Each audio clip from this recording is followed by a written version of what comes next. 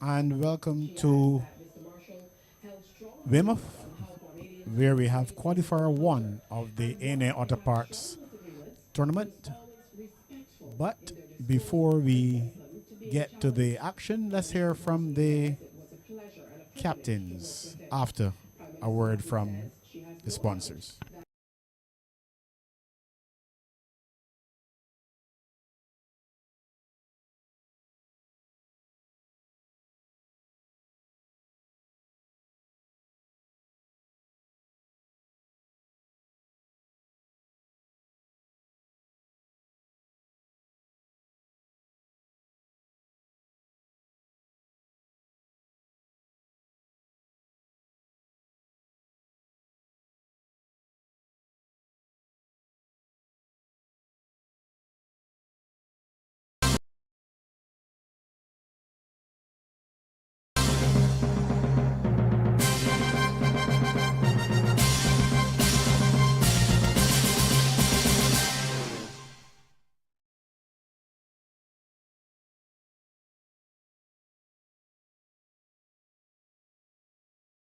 Well, congratulations, Diego Stuart, the captain of the team that will be competing, one of the teams competing in the qualifier, what we call the qualifier one.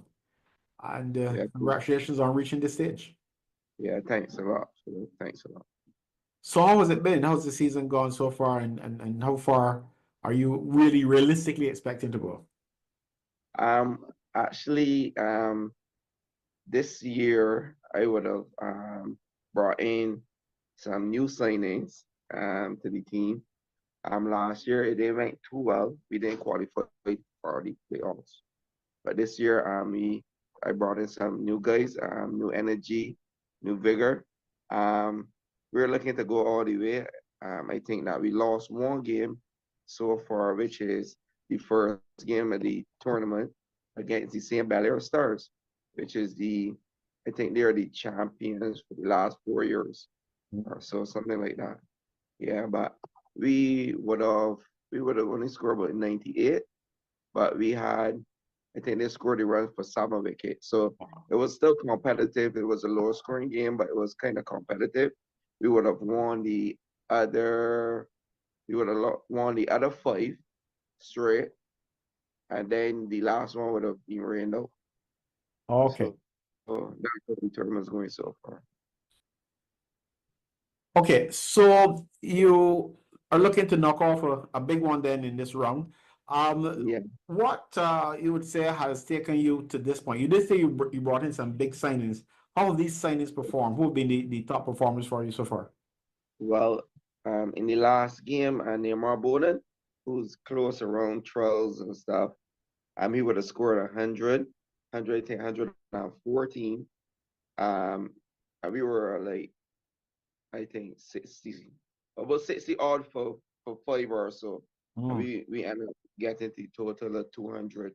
So what happened is a lot of guys chipped in. So it wasn't like a one guy that's performing throughout the tournament. We Uh-huh. have a lot of guys that performing in each game. A Jazz Griffith, that's from Wanderers. He's a guy, I think he has the third most runs in the tournament, 195. Then we have Ian Boyce, obviously wrong trials and stuff. This is A the boys from Wanderers guy. Wonders as well. Yes, Yeah. yeah. So Mm. obviously a Wanderers guy. So Well, the yeah, majority, well, I would say begin to see the pattern.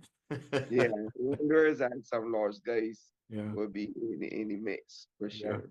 yeah. Um, Boys would have our own performances. He would have got a 70 odd in the game against a team in RCY. They scored 210, and we let them off in 18 overs. Well, 17, 16.5 Right. because Okay. it came to the over game. Myself, I would have got, I think I'm tied on most wickets there in the tournament so far. So three guys on 13 wickets. And then I have a guy that I would have brought in now. He would have played youth cricket with me, Barbados on the 15, open bowling with me. But then he would have fall off. He went to school at the Garrison Ronald Bourne. Uh-huh. So yeah, he was touted to go all the way, but he would have stopped playing cricket. I know he's back here now. I think he has about 12 wickets or so. So we have a good mixture. I have a Neil Brown in my side from St. Catherine's. Right. Um, got Sylvester Moore, who would have scored to about 50s in the semi-finals and finals in the intermediate cup, in the intermediate competition actually. Uh-huh. Um, Jaden Lord, a young, well, promising. I think he's about 19 or 20. Right. Um, yeah. He play So I does he got play for does he play for um Gladiola. Gladiola, yes, the team Yeah, but he in was close. St. I Philip. think he was close around making the Barbados. He was at Trials, and there was a lot of hype about him a couple years ago. Uh-huh. Yeah. I would have had Miguel Cummings, who would have played the first game for me, but then obviously with duties overseas in the T20 leagues and stuff, Right. he would have gone. But he should be back here for the final once we get once we get there. He Once you should, get past the qualifying yeah, stage, yeah. he should be back. Yeah, he should be back for sure. What for your own So form? Are you satisfied? You've got you're one of the leading bowlers, but how's the batting form going? I would have been I would have let the younger guys know who eyes are a little better be at the top. So I didn't really get any scores as yet. Okay. But obviously it's coming out of crunch time. So I know it's the time that I will put in a performance in really bad. Okay. Yeah. And you know, earlier you mentioned someone who was being touted to go all the way, and you yourself highly thought Yeah. of, you know, in your younger days, and still, I think I dare say, a well-respected cricketer, even at the highest level of domestic cricket. How Mhm. have you come to grips, let's say, with the fact that maybe your career didn't quite go where you wanted it to go? Mhm. Well, it is a case that everyone is not going to go to play on for West Indies. I accept the fact. I would have played with some of the guys that would have gone on. So it's just in the case of grooming the youngsters, letting them know the right ways to go about their career and stuff that sometimes you don't that they won't make the same mistakes or that I would have made in the past, to Made a get to that pathway next. clearer for them, so to speak, Yeah, then. exactly. Just help them along, show them the right and the wrong things, how the next level. Obviously, it would have gone trials and stuff, and Uh-huh. then they would have gotten my injury, so that would have set me back. But they Yep, have a lot of definitely. youngsters. Yeah, they have a lot of youngsters out there that I would try to pass on my information to. Even like Jair McAllister would have been playing here for Stars cricket, but Yeah. once and Jordan knows, but once I'm at, at practice and stuff, I still help them, you know, help them along, show them certain stuff that I would have learned in the past. So it's just passing on my knowledge now to the next generation. And I'm very happy, man. I know some things it don't work out like that, but I've made great friendships in youth cricket in regards to like a Jeremy Blackwood and me. We played youth cricket together. Obviously GSN, I played with GSN, but GSN played with me because I'm a little older than GSN. Carvey, Ross, and Chase. We see him Craig. And Yeah. Craig look up well, like even at Wanderers and stuff, like Craig still depend on me a lot, once I'm playing and stuff, to give him advice. And he trust in me and that sort of stuff. So they're just passing on the my knowledge to the next generation. I guess the love for the game keeps you going as well. You know, there's some players who don't get what they set out to achieve immediately or after a while, and they get fed up and they walk away from the game. I think those of you who are still playing, I think that speaks to the love for the game. And then especially when you look at guys who are over 40, over 50, you understand now there's even over 60 competition going.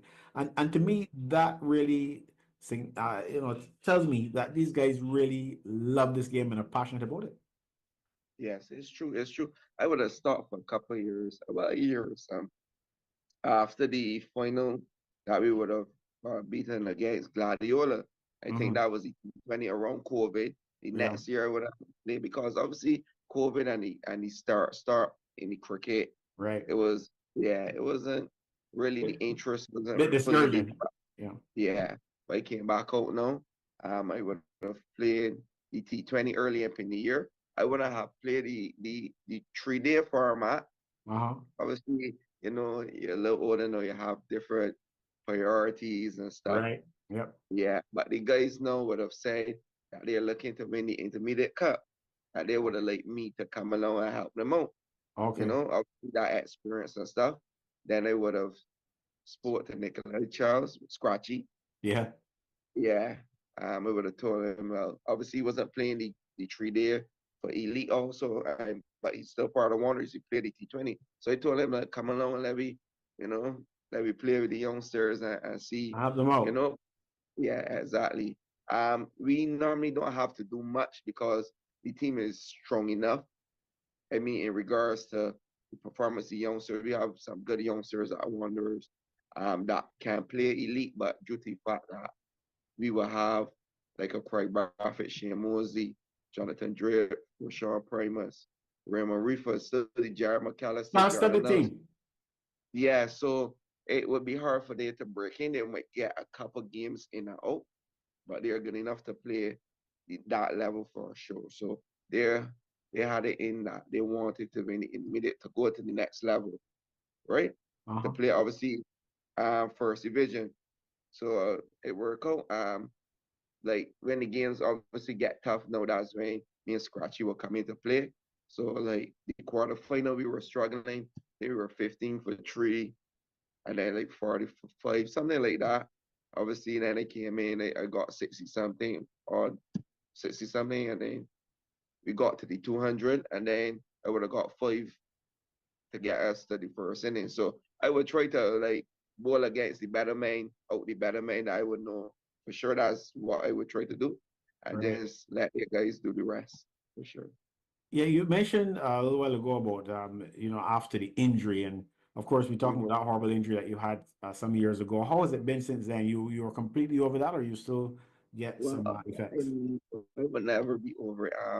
Obviously, the injury is something that you will have to live with. So, like, I'm still a good feeler, I still move around and stuff, but me, obviously, the pain will be still there. So, like, I will wake up like around like January, February will be normally the dry season. Obviously, this year is a little different Uh-huh. for some reason, yeah. So, like, in January, February, the grounds will be hard. So, like, the constant left and right the next snow it was swell up and so it would got icy and stuff. So it's not that I'm over it per se, but I learned to live with it Live with it. Okay. before, yeah, with it. Yeah. And I guess the Injury. psychological part of it, though, you probably have mastered by now. Yes, I would have mastered out. Yeah. So yeah, I wear ankle brace. So like that would give me my comfort, the ankle brace. Yeah. Yeah, that's mindset like you're gonna ankle brace, so you'll feel a little better. But Right. I don't study it at all. I still play the same way. So I still enjoying the cricket, and we will see how this year goes if we play some of the first division for sure. Well, in terms of the tape ball competition, Mhm. I'm wishing you all the best in the qualifiers. And who knows, Yes, you may be able to take out a big one and yeah. make the final. We have some friendly banter.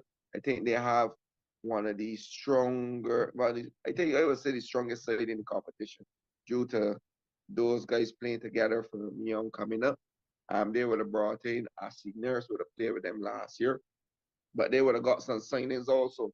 So they have a good unit. Deswin obviously is a good captain. He was captain of them from the time we were playing against them up St. John. They had a tournament from the time they were maybe 19, 18 playing up St. John. Now they're about 27. So they were playing together from a long, long time. They have the same Jamar Eiffel that would have get picked for Barbados. Uh-huh. So they have guys in their squad. They have Larry Bob. They got good guys. But I think my side is good enough to take me over the line. Um, I would say we're most informed side because obviously we would have win 5 games straight. The guys are hungry. I think that the guys know that this year, obviously the prize money going up too. So it got a added incentive to the guys to win. Tournament would have changed from Bayer Hall. So like certain things change in regards to the scenery. So it give us a good opportunity, to win against a very good side. That's what I would say. So Mhm. all the best in the Yeah, upcoming game. Yeah, thanks a lot, man. Appreciate it. Thanks for talking to us. All right, no problem.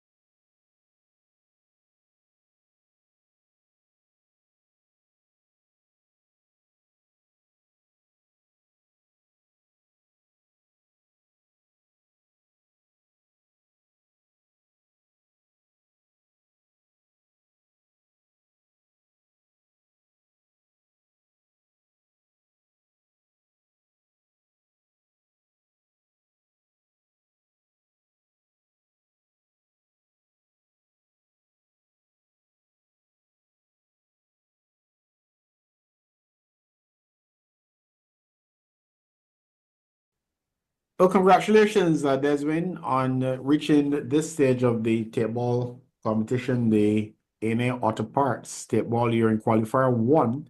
How do you fancy your chances coming up against the Blazers? I find our chances are very highly expected to reach the finals. We would have had a decent start going into the competition, had a few hiccups with the rain, etc. But before our way through to the playoffs. So you fought your way through. Who are some of the leading players who helped you engage in that fight? We have the leading wicket taker in Javon Grosvenor. He has been bowling fantastic. I can't fault him for anything. Troy Thurman, he has done well when they call on him, and I'm grateful for him. Then we have Shaquille Turning, opening bowler, bowling decent this tournament as well, as usual. There's Gary Austin and myself, who have been pulling the team through in terms of the bowling department. Okay. What about the batting? We haven't been adapting quite well to the conditions as yet. As I would have mentioned, like a lot of rain affected games, balls starting to stay down on the wicket.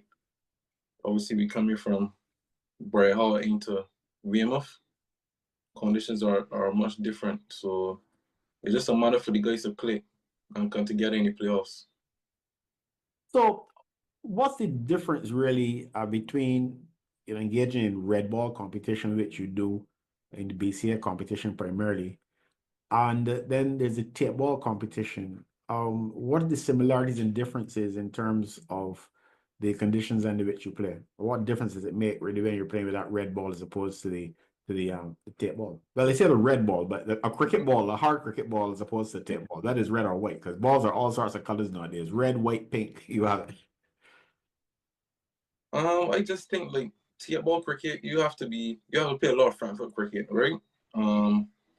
Obviously hard ball, you get the good bumps coming through, and like you play shots off the back foot and front foot. So it's about adapting to the different style of cricket. Ball cricket, you got to be on the front foot, as I would have mentioned, and yeah. I find that tape ball cricket, not only in Barbados and throughout the region, but even in much bigger countries, seems to be taking off, or either that or it is that it has been like that before. We are now getting the publicity because of the various channels that we get to watch and so on. But on the local level, how serious do the guys take it as compared with the more traditional red hardball? What I can say is that probably like 6 years ago, normal table competitions would have played throughout the island, and guys will go and have fun.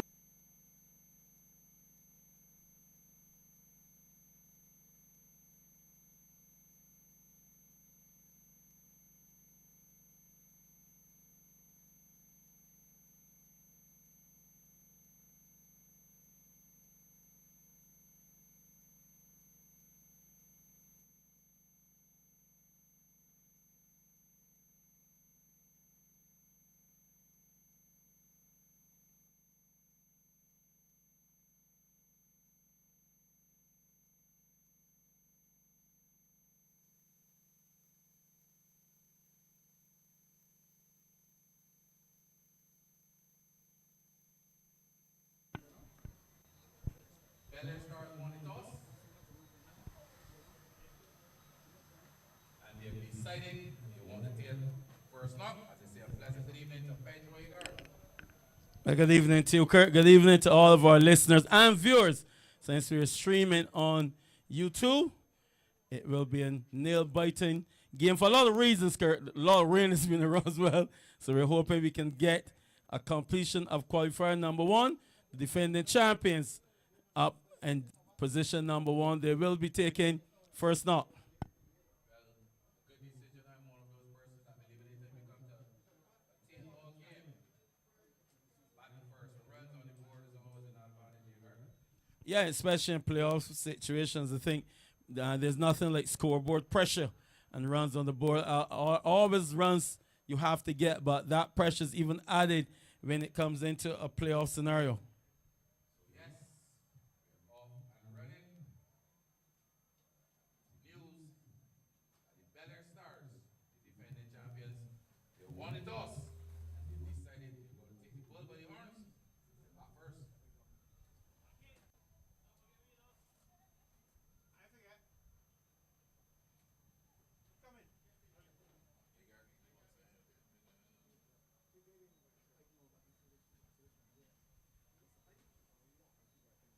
So the umpires for this one are umpires. It looks like Alex Bellamy and Mr. Dave Thompson.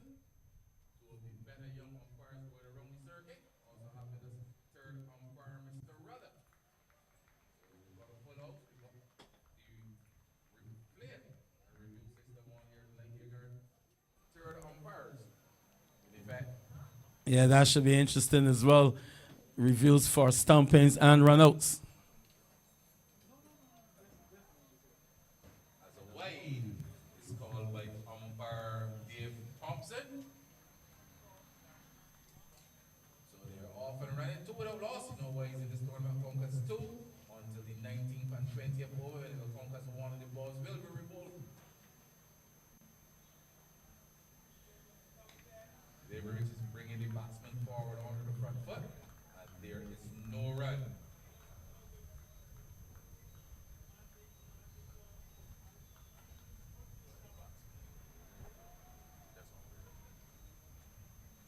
Delivery punch through the outside to that man back. We're going off a quick single. They will have to hurry. But the batsman quickly threw Egar and an easy single in the end taken. Yeah, quite tight in the end. Good response from the non-striker, but good work there with the fielder at cover point.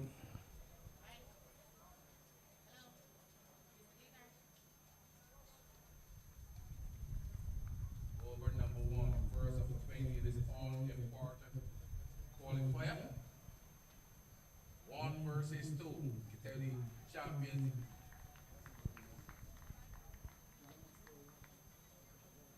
Winning the toss, defending champions won the toss. And decided they wanted to take the first knock.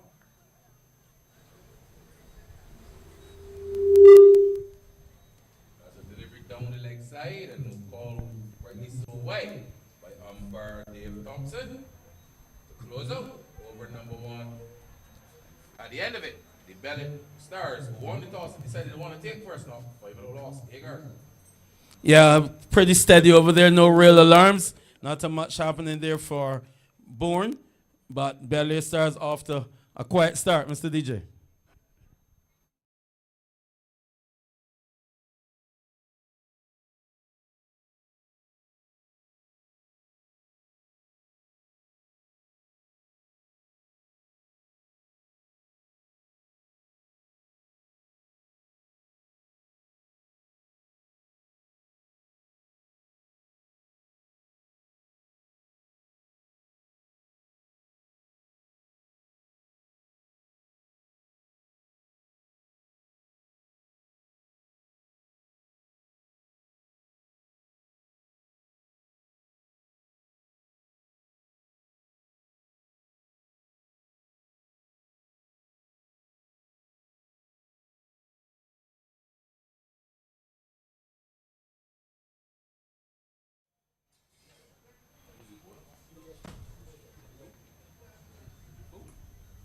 Diego Stuart, the captain of the Belair Stars, the attack from the southern end.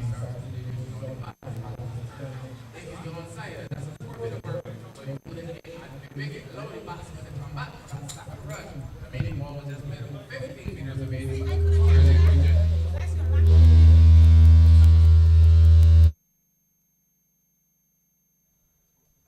batsman coming back quite quickly for that double. Short goes the delivery. Batsman is bowled, all ends up. So wicket number 1 goes down 8 yard. A full delivery. And there was the batsman, Jones, being dismissed. Bowled by Captain Diego Stuart, who continues to add to his wicket tally in the tournament, Diego. Yeah, good delivery there by Stuart. Slow delivery as well. Jones early came down. Too early, lost his balance. In the end, the Zayn Bills went off. And Belair Stars have lost their first wicket.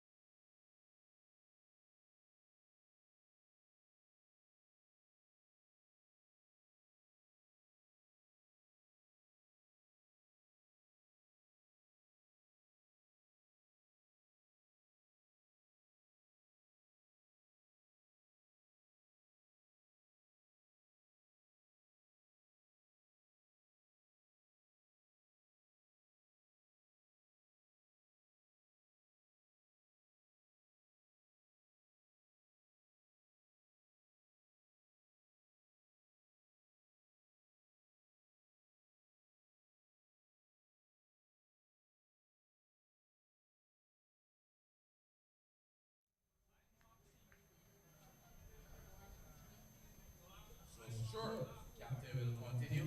Just picking up the first wicket, and delivery to batsman is steered down into the vacant third man region and gets a single.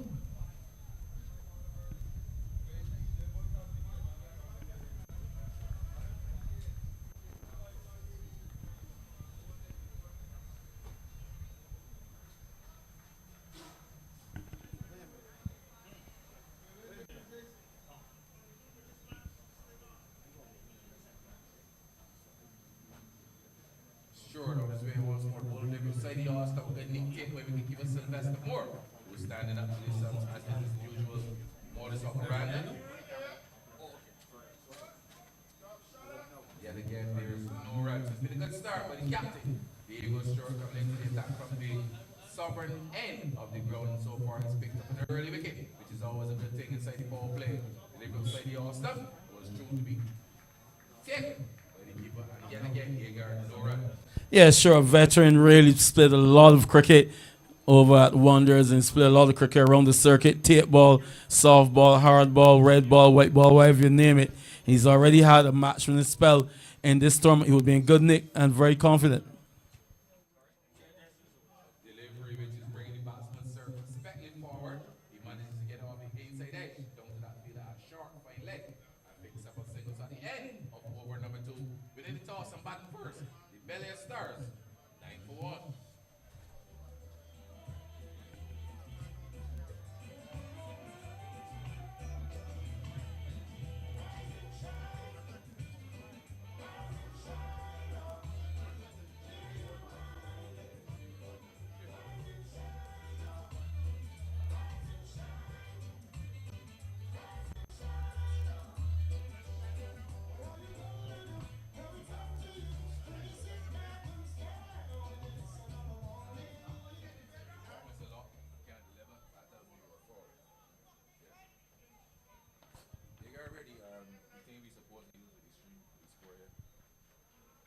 I can't deal with this. Very true. So let me get ready. I can't deal with this.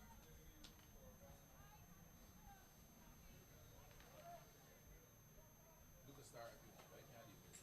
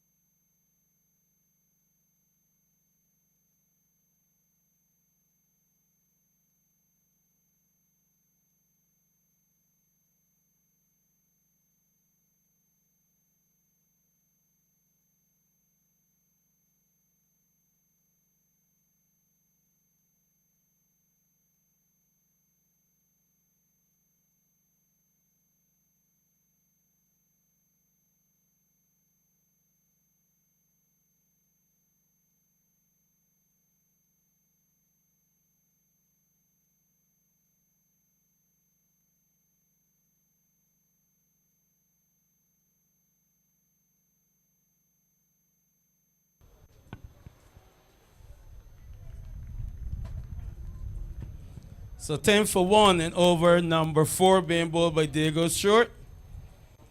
We're having some technical challenges. We're going to get them sorted in just a minute as the rain begins to come across here at Weymouth, and it's pretty hard as well. Stuart will bowl again. Divers is driven out through the covers. That will go away for 4. So a 4 there to Glasgow as the rain comes down very, very hard here at Weymouth. You can see the umpires pulling the stumps, the bowlers, the batsmen, everyone's scrambling for cover. So we're going to have a short break with the score. Belair Stars with a toss and deciding to bat. They are 14 for 1 as the rain once again comes here at Weymouth.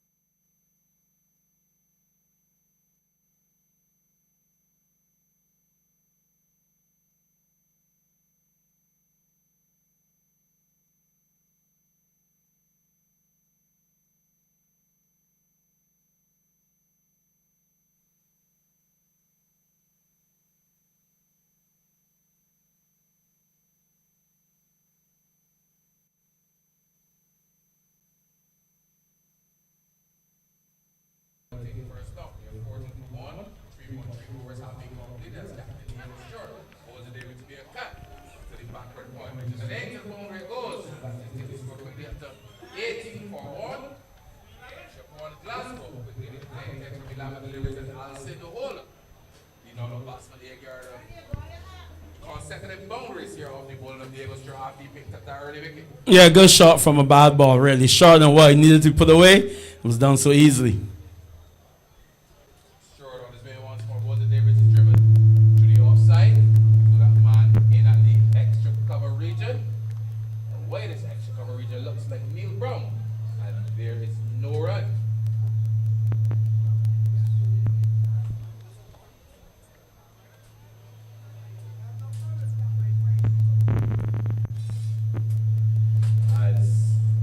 Short, goes the delivery down the leg side.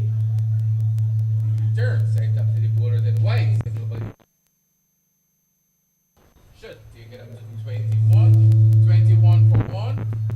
At the end of over number 4. Inside the power play, Agar 21 for 1 toss. Yeah, not a bad start. No real excitement. I'm not really able to get into rhythm here. The Belair Stars after winning the toss. That shower means they'll have to start. But it's always easier for the bowler to get going to the batsman. You'll know the batsman can only make one mistake. But 21 for 1 after 4 overs is a steady start. Not exciting or overwhelming by any chance, but they have a start. So yes, it is Chaperon Glasgow who got 10. Will be on strike and they will wait on Ronald Bourne. 2 overs, no way, there's none for 6. He's on his way, goes the delivery to being punched down the ground, down to the man at home. At that 3/4 of the way down to long on position. Looks like young Zion Rapid.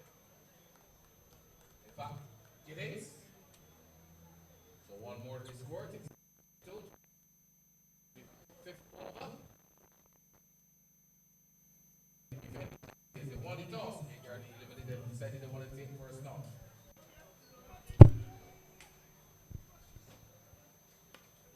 As Bourne goes a delivery full inside the block hole. That's where it really needs to be on more occasions. Agar dot ball.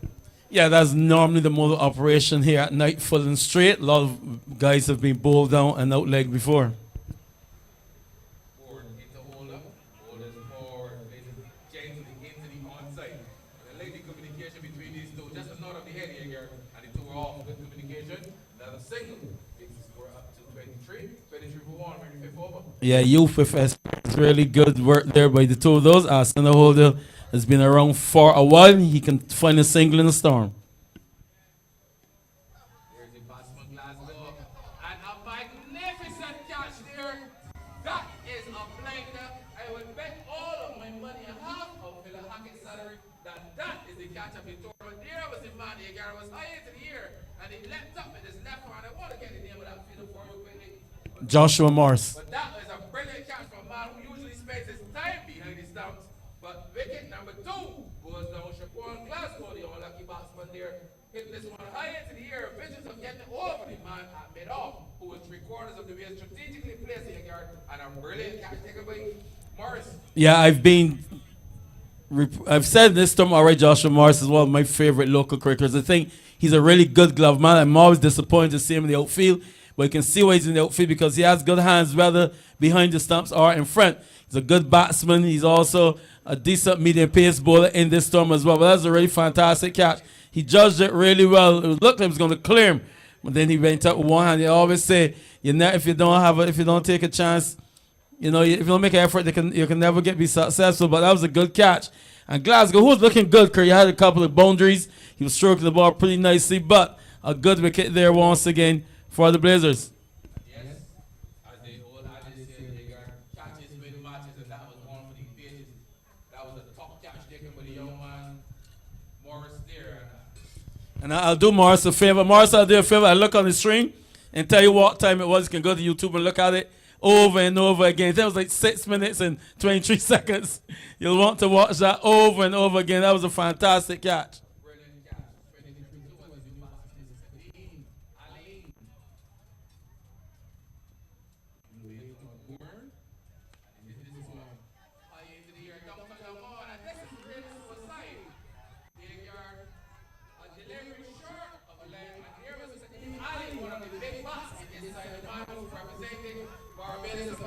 representing the CCC among the first class experience in the yard. I hit his first ball down, so the on the catch easy taken. I can tell you, get things. Shamari get his dozen, but I don't tonight tomorrow night or any other night. And I can tell you, no, you're the Belair Stars, the defending champions.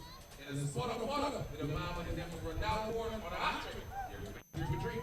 Well, you call a lot of things there about Kadeem Ali. One of the things can also say that he was one of those guys that would have been touted to be one of those better tip ball bats and probably one of the biggest hit of a cricket balls. I think last year actually we had a six-inning competition at the other ground at Maxwell. I think he won it quite easily as well. But on this occasion, not giving himself any chance at all. It's chilly outside, Kurt, so maybe it's a little bit cold, a little bit stiff. But whatever it was, no real injury at all in that shot. And it went easy into the fielder's hand, and that is a big, big wicket. Interestingly, you mentioned the word chilly because the players are taking care that they're hot and running here. You are 23 for 3. Remember, the Belair Stars won the toss, and they said they want to take first now. And the Blazers team, Captain Diego Stuart, usually says he backs his bowlers on most occasions. They are 23 for 3 inside the power play. Remember, I had a conversation with Ricky Crosby, and he told me anytime you got 3 wickets inside the power play, you're really boss in the game. Well, you are. 3 wickets in power play is always a good start for the fielding team. It doesn't mean the batting team can't come back, but we'll see how they'll do it. Some teams opt for consolidation, some people counter-attack. We'll see how they'll go. Well, the new batsman is Ashley Nurse, and if anyone can counter-attack from this situation, it will be him. Faces the hat-trick delivery, he plays this delivery into the onside, and he will get off the mark immediately as Gittin sends his return up. In fact, Morris sends his return up to the keeper's end to close out over number 5, and at the end of over number 5, the Belair Stars team winning the toss and electing the bat. I'll send the holder on 2, Ashley Nurse on 1. They will really need to revive this partnership, build a partnership here. The Belair Stars team, Agard, 24 for 3.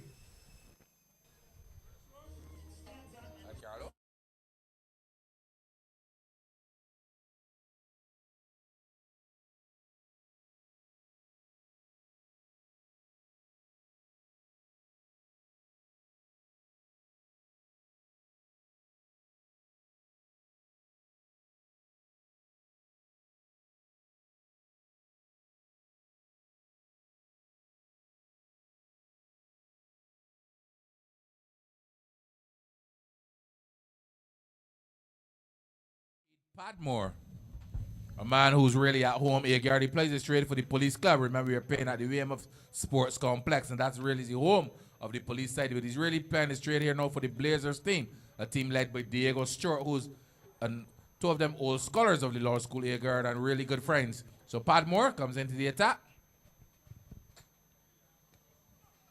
Last over of the batting power play, delivery down to fine leg, and he will get an easy single. The score up to 25 for 3. Agard, Padmore coming into the attack inside the power play. Yeah, interesting choice here by the Blazers captain. Diego Stuart pulled himself out after conceding 15 runs from his 2 overs, but he's been keeping himself back in times when the wickets have fallen or there's a long partnership. He always turns to himself, but Padmore, not a slouch, not a stranger to this ground or to this competition, and he will have a big role to play here if they want to defeat the defending champions. 25 for 3 as I don't want to use the word veteran and associated with Alcindor Holder, but he's been around for a long time. Alcindor Holder 2 from 6 with a lot of work to do as he waits on Padmore. And Padmore is bowling a full delivery. Holder good enough to come inside his stumps and turn it into the mid-wicket region and gets an easy single to pick up what should be his 3rd run and the 26th run of the innings. 26 for 3. We're in the final over of the batting power play. I can tell you the batsman gone, Jadan Jones for 3. Bowled by Diego Stuart. Shaquan Glasgow brilliantly caught by Joshua Morris at mid-off. Off the ball of Ronald Bourne and Kadeem Allen caught first ball down at long on by Shamari Gittins off the bowling of Bourne.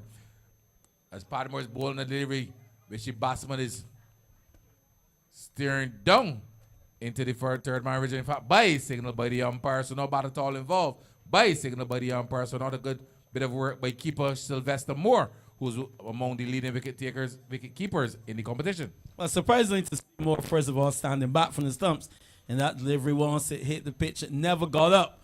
I always think, and I've done a little bit of keeping myself lately, Kurt, and I always think when you're under stumps, you have less ground to cover. It's a smaller space, smaller angle, but that one didn't get up, beat him, beat the field on the boundary, but 4 welcome actions there for the Belair Stars. 30 for 3. Remember, you can join the stream on Anything Cricket Let's Talk and come live to the Weymouth ground and delivery, which is driven back to the bowler Padmore, who then has a shy at the wicket keeper's end. And there is no run. 30 for 3.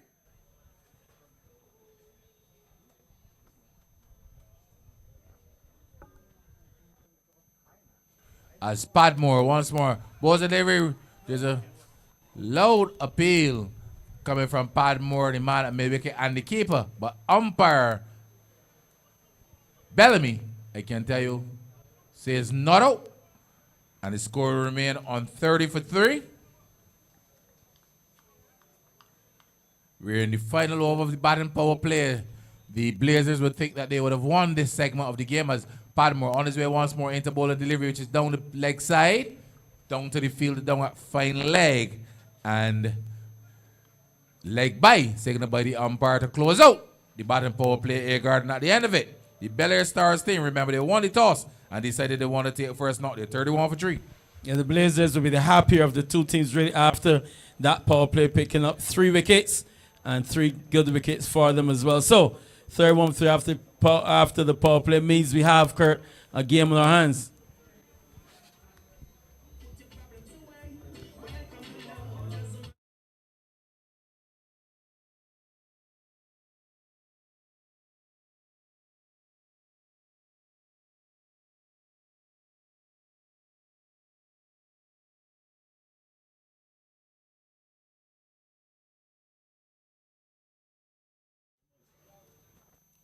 The new bowler coming into the attack is Ian Boyce, who's bowled reasonably well throughout the tournament. He's been rather economical. He's picked up wickets here and there, Agard, and the captain has turned to him. He's also been useful with the bat as well. So the Blazers team, a team really well balanced up against the defending champions as Boyce comes into the attack. 31 for 3, start of over number 7. There is a man at short, third man, a really fine third man. There's a man at backward point. It looks like there will be a fielder at the extra cover region. There's a man at long off, a very straight long off. A man at long on and a man at long on, whitish long on. Delivery swung down behind square. They should go into the backward square boundary. So poorly lined deliveries and started spell by young Ian Boyce Jr. And a boundary, I can tell you, a boundary to Ashley Nurse, who's up to 6. And he scored up to 35 for 3 Agard. Yeah, a lot of field adjustments being made straight down the ground with a long off, a long and the field directly behind the bowler's arm.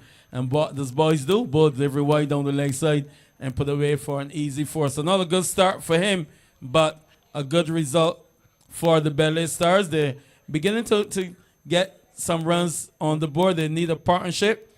Partnership between these two of just 12 runs. It's in its infancy.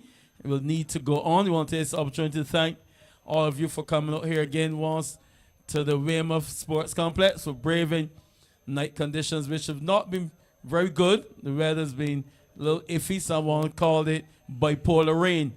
The rain's been falling off and on. It's been cold. I've been told I haven't felt any of that cold when I've been hearing about, but to all of you who've come out here tonight, thank you once again for coming. And all of you on the stream, we're streaming live over YouTube tonight. I know there are some viewers of the Caribbean watching this broadcast, and we're going to stream all the games from this tonight up until the finals. Also, we are using the third umpire review system tonight as well, and we will continue to use it to remain this tournament for runouts and stumpings. 35 for 3 as Boyce into bowl to Nurse. Nurse is turning this delivery down into the vacant backward square leg region. There's a man coming from backward square leg. There's also a man at the sharp fine leg who's also in attendance. The batsman have enough time to complete 2. Then it's not backed up in the offside by that man at the extra cover region. Agard, a poor bit of work. It looks like that man Neil Brown in there at that extra cover region, and the batsman allowed to complete in the 3rd run. So good running, good alertness by this pair, this very experienced player of Ashley Nurse and Alcindor Holder, who've both been good enough to play first-class cricket for Barbados. Agard picking up that 3rd run. 38 for 3 as Holder waits on the ball, and he's whipping this one over that man at backward square leg, and again into that backward square leg boundary, Agard, and I can tell you the score quickly up to 42.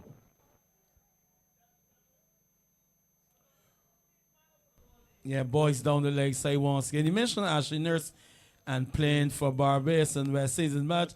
It's interesting story about Ashley Nurse. If you remember, he was actually selected to be off spin on the tour to India, which the Bravo brothers striked and that tour they play. He never got to play a test match. A delivery which is hit down to long on, well, a straightish long on. It's an interesting field they have set. They have a man very straight at long off. Then there's a man in between long off and long on. And then there's a man in that whitish long on region. And then there's a man at home at cow corner. And another visions of getting an easy single, but the bowler comes around rather quickly in young boys. The boys getting his radar better, Kurt, because I was going to suggest he needed at least 2 or 3 fields down behind square. The we start the over. So he's on his way. Nurse is driving powerfully down to that mound, strategically placed there at that straightish long on position, Agard. And the Blazers team must know something about these two batsmen because his field has been the same for the both of them. And at the end of over number 7, I can tell you the Blazers, they decided they want toss and they decided they want to take first knock. They're about 44 for 3.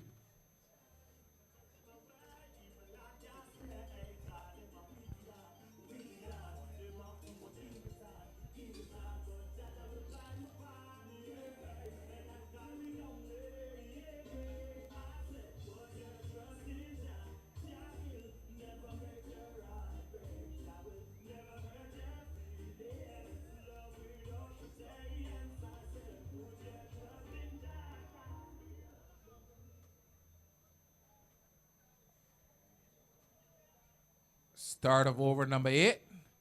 It looks like Padmore will continue from the southern end.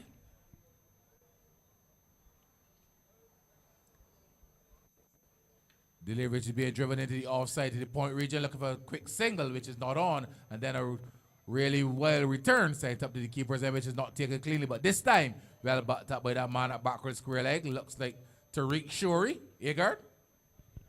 Can't tell from here, Kurt. I'm not wearing my glasses.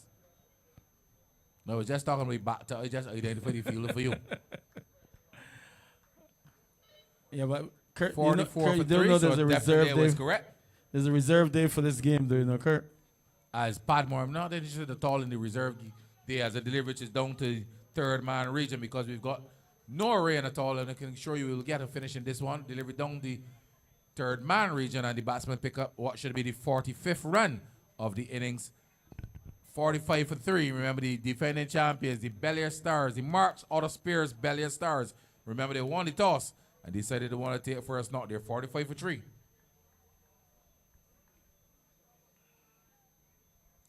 As Padmore will continue from the southern end. Boza Davis is bringing the batsmen forward. I'll send the hole really solid in defense there. Really trying to get himself in, trying to dig his team from out of this hole where they would find themselves in 21 for 3. So trying to build a partnership between himself now and Ashley Nurse, the two veterans in this Belair Stars side. As Padmore on his way once more, Hole is whipping this one backward the square, and the fielder at backward square, despite his best efforts at diving away to his right, the batsman have enough time to complete the 46 run. 46 for 3. We're in over number 8. It's being bowled by Rashid Padmore, the man from the south.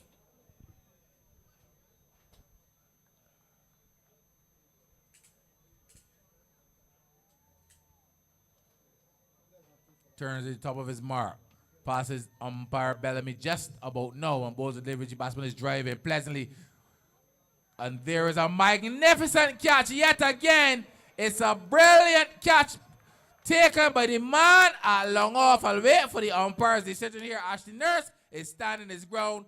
But I can tell you that the Belair Stars team, they wouldn't want to lose wicket number 4. And the Blazers, all of them are in a huddle. We'll wait for the umpires. The umpire has gone from The standing umpire to the man at square leg who's further away to have a discussion. We'll wait for this. We'll wait for it. But a brilliant catch claimed by the man at long off. We'll have to wait for the umpire's decision here, guard. Yeah, we have to, but Kurt, you're saying catches win matches, and a catch like that would win the match for sure because that was a beautiful catch taken, given out by the umpire. So another good catch taken here by the Blazers, Kurt. They look up for this battle tonight. Well, yes, the man caught at long off. So a brilliant catch taken by that fielder down there. It'll be interesting to see get the name of that fielder here, but that was a brilliant catch. It's a long way from us, so we can't really identify him from this distance. But yet again, Shamari Giddens. Brilliant catch taken by that man Giddens. I've also been out there. Mrs. Holder says to me, anytime the ball goes to Giddens, you can guarantee that it will be a wicket. Shamar Giddens want to drop a lot of catches here, Garrett. And yet again, a magnificent catch taken, and this one, a very important one, that of Ashley Nurse. Yeah, Ashley Nurse, the ability to be a game changer, really. And that, you can see the fielder there moving to his right. And he got low. The umpire's judge, he's got his hand under the ball. He's taking the catch, cleans the whistle. Ashley Nurse, not happy. His captain, not happy. But I can tell you who's happy. The Blazers, they are cock-a-hoop.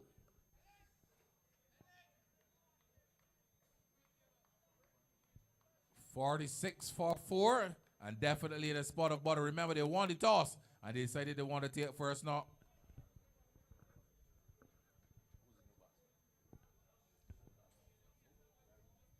The new batsman is Larry Babb. He's been around the Tapeball circuit for a long, long time as well, Eagard. Man who's been good enough to play some cricket for Barbados as well. He would have played some Stanford T20 cricket. A bit unfortunate circumstances when he would have made his exit from the team as well, but he's been around for a long time. Larry Babb is also stalwart at the police club as well. You can say drop fool. He's my friend, I can say it. So, with the Blazers large and in charge, remember the Belair Stars, they decided they want to take first knock. In over number 8, I can tell you, they are 46-4. Let's look at the adjustments being made in the field for the new batsman, Larry Babb. Man at a fine third man. There's a man at backward point, a man at extra cover. As Padmore on his way into bowler Babb. Babb is long forward. And I can tell you, Egard, this pair here between Babb and Alcindor Holder will really have to do a lot of work here to get this team out of this position. From a position of 46-4 at the end of over number 8, the Belair Stars team, I just got to remind you, they won the toss and decided they want to take first knock.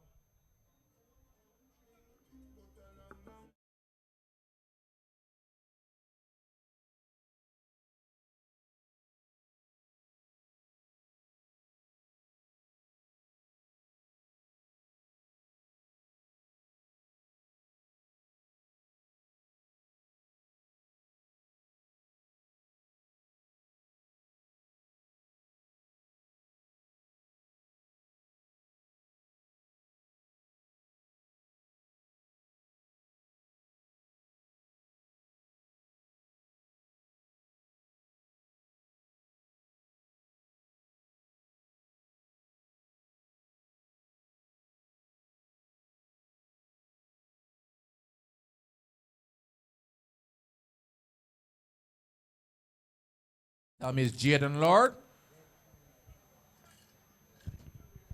46-4 as Lord is about to start over number 9. 9 of 20. Remember, this is the eliminator in the Champion of Champions T20 cricket tournament being played here at the Weymouth ground. Also, you can join us live on our stream, Anything Cricket Let's Talk, as Lord. Bowling the delivery, which the batsman is beaten outside the all-stump. And yet again, no air guard. Wicketkeeper Sylvester Moore straight up to the stumps again. Yeah, I think this is where he should remain. He's been good, as you mentioned, throughout the tournament. No need to go away from what's been working. I know sometimes when it gets down to the stage, keepers start thinking about saving boys, but this is the best place for him to be at. Lord into bowl to the batsman who's attempting a heave outside the off stump. Looks like Alcindor Holder. There you will see the experienced Larry Babb calling him down to have a word, a chat here, guard, and this is usually a very good thing too. Two batsmen who usually understand they want another, call him down to tell him, we need to settle in, we need to get our team a good score, we need to get up their respectable score. Yeah, a lot of time left in the game, really. And these two can clear this boundary quite easily. So I don't think it's any need really for panic, which seems what's going on with Alcindor Holder right now. Lord into holder, delivery into the backward point region. They've gone for one. They will think about the second run as a fielder. With a good slide in the temp and then sends a good return up to the keeper's end. Will restrict them to one run 47 for 4. Yeah, well, we're still not even at the halfway stage, Kurt. And as I said, even not at this stage, they're striking at 5.53, projected score of 111. And if these two can stay in, as I said, these two can double up on that score quite easily and quite quickly. We're in over number 9. It's being bowled by Jaden Lord. Young man bowls it every down the leg side. They can tell you 50. In fact, 49 for 4.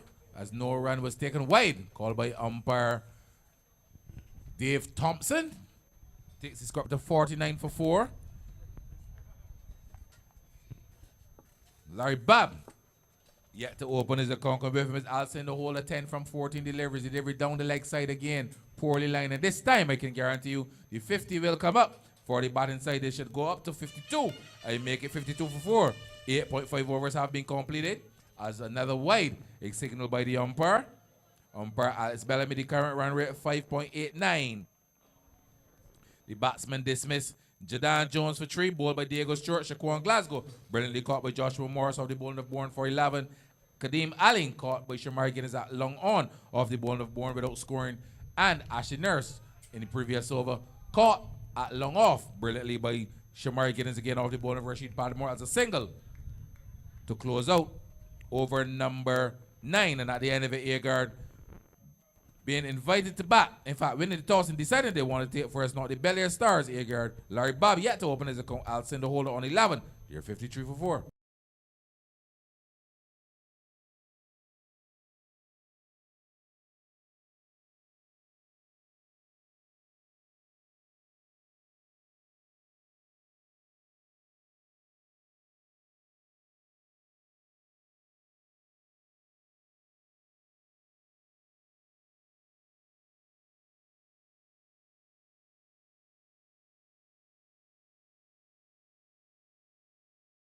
Interesting to Agar is that within the 9 overs, the Blazers team have already used some 5 bowlers.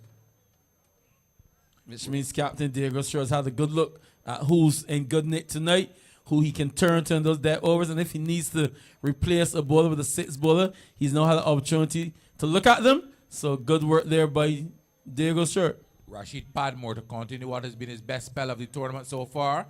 Boza Davis is bringing the batsman onto the front foot and taking the pace off of it, playing with some soft hands, gets it into the offside to pick up the 54th run of the innings. And 54 for 4. Larry Bob, who's now into the over 40s tournament, Kurt, and is quickly sprinting towards the over 50s one as well. He doesn't want to be taking too many of those quick singles. He said he can clear this boundary easily. But time, he had a good knot here his last game as well. Got himself a half century. Padmore on his way, passes the umpire just about, no balls delivery outside the all-stump punch, down to that man at long off. Another single, 55 for 4. So the rebuilding job really well on its way here. Ashley Nurse made 11 before he was brilliantly caught. Larry Bob on 1, Alcindor Holder on 12. And Padmore, what I can tell you, in his best spell for the tournament, Agard, 2.2 overs, no meters, 1 for 6. Economy rate of 2.57. He's really tightened the screws from the southern end. Into bowler delivery outside the all stump, which is being driven to that man at backward point. And there is no run. So some good tight stuff being on offer here by Rashid Padmore. Yeah, and then from here you can hear the Blazers in the outfield. They're chirpy. They would have come into this game. I think the Belair Stars would have come in as all zone favorites to advance, but the Blazers not want to be outdone. They've had a good tournament, and they're fighting for all they have. Padmore once again into bowl to the batsman Holder, who's tugging this one into the onside. They've gone for 1 as the man quickly off the boundary from that mid-wicket or forward square region and sends a tidy return up to the keeper, Sylvester Moore, who done well behind the stumps. The batsman have enough time to complete 1 more. Takes it up to 56 for 4. Alcindor Holder now up to 13, turning from 18 deliveries. 1-4, he's yet to strike a maximum. And with him is Larry Bob, the 2 veterans of Barbados cricket, also 2 veterans of Tapeball circuit. As Padmore on his way into bowl, David, the batsman is driving past that man at short wicket down too long on to pick up another single. 57 for 4. One legal delivery remains in over number 10. Agard, your thoughts on the inning so far? Yeah, the innings is start and stop. As I said, the Belair Stars win the toss, let to bat. They looked pretty good in the first couple of exchanges, but then a couple of wickets at one stage. There was a hat trick in play as well. So once they lost those 3 wickets in power play, they've always been playing catch up, and the Blazers will want to get some cheap overs here in. Even if they go at 7-8 over in the last 5, they will only get up to 120. 57 for 4. Padmore on his way into ball to the batsman. There's a low appeal. Not out, says the umpire. There was a full delivery. The batsman was coming half-cock forward, Agard. And umpire Alex Bellamy amidst all of that. The only man whose opinion really matters in this stage, Agard, at the end of 10 overs, the Belair Stars winning the toss and decided to take first knock. They're 57 for 4. Well, they thought it was a good appeal until they saw the guy at square leg appealing as well. Because if the guy at square leg gets involved in it, it means there's definitely no chance at all. Because he has the worst view. And if he's confident, I'm going to go with Alex every time. I think he's been a good umpire. He's had a good 2025 season so far. One for the future, really. But another good delivery there from Padmore to close out the over.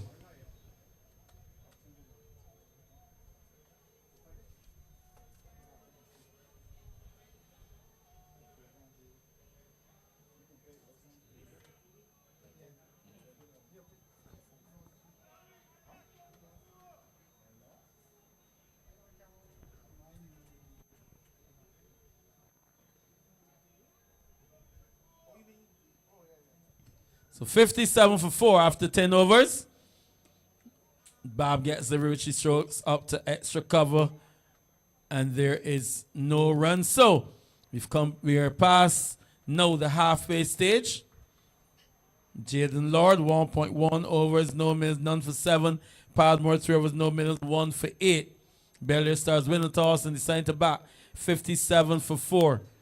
To this delivery, Bob drives powerfully, and that will go away into boundary for a maximum. So as I said, Larry Bob, can he clear this boundary very, very easily? Lord getting 2 full, 2 straight, and easily pumped down the ground. Larry Bob gets his first boundary of the night. They have a maximum.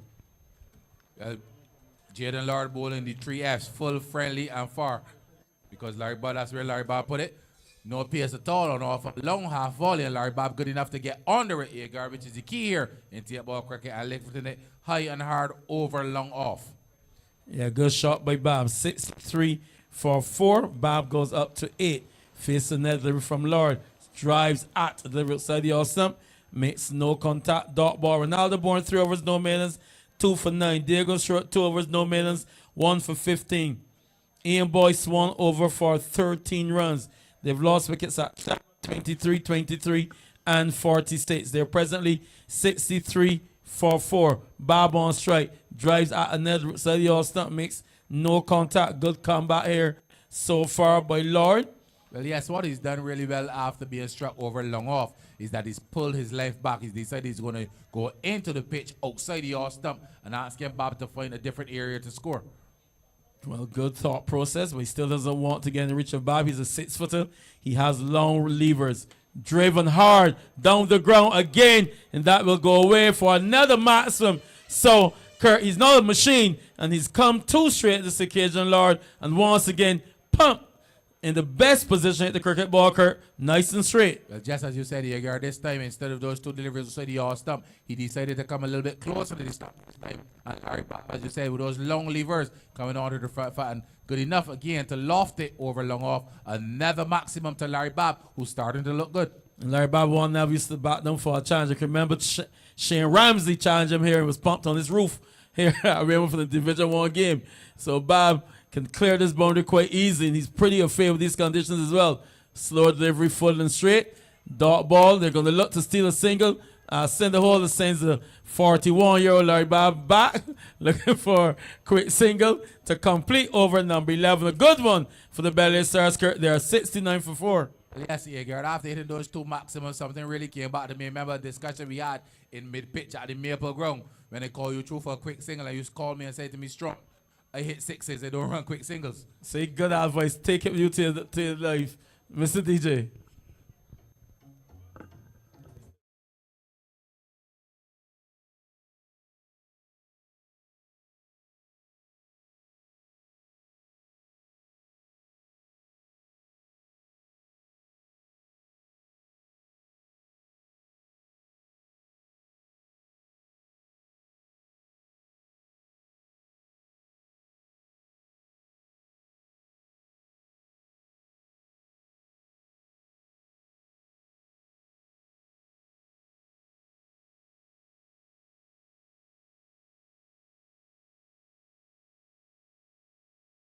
We're getting word that there's going to be a bowling change. Ian Boyce to switch ends. So let's hope this occasion can get the ball a little bit more on the stumps. He has those three fielders again, long off, long on, and fielder directly behind him. There will also be a deep wicket and a deep cover. Those are the 5 fielders outside the circle. Remember, qualifier 1 coming up here on Saturday. The eliminator coming up. The loser of that game will be out. 69 for 4. Boyce to Holder, who's forward in defense. The interesting thing about this partnership, Agard, is that Alcindor Holder can continue to bat normally while Larry Bob continues to be his usually aggressive self. What is normal for Alcindor Holder? We got to figure it out. Because he had a couple of these innings already, and then when he looked to blossom, he lost his wicket. In the air, and as I called it, chance of a catch taken, and once again Alcindor Holder doing the work for 20 deliveries, and then another soft dismissal. He'll be disappointed. The Blazers will be very, very happy. Belair Stars 69 for 5. Well, yes, a good decision by Captain Diego Stuart to bring the off spinner from the southern end of the ground, and there was the batsman Agard looking to hit against the wind one. And then the leading edge found high into the air, and the catch comfortably taken by Captain Diego Stuart. So I can assure you now, the Belair Stars team, the defending champions, definitely in the spot about a 69 for 5.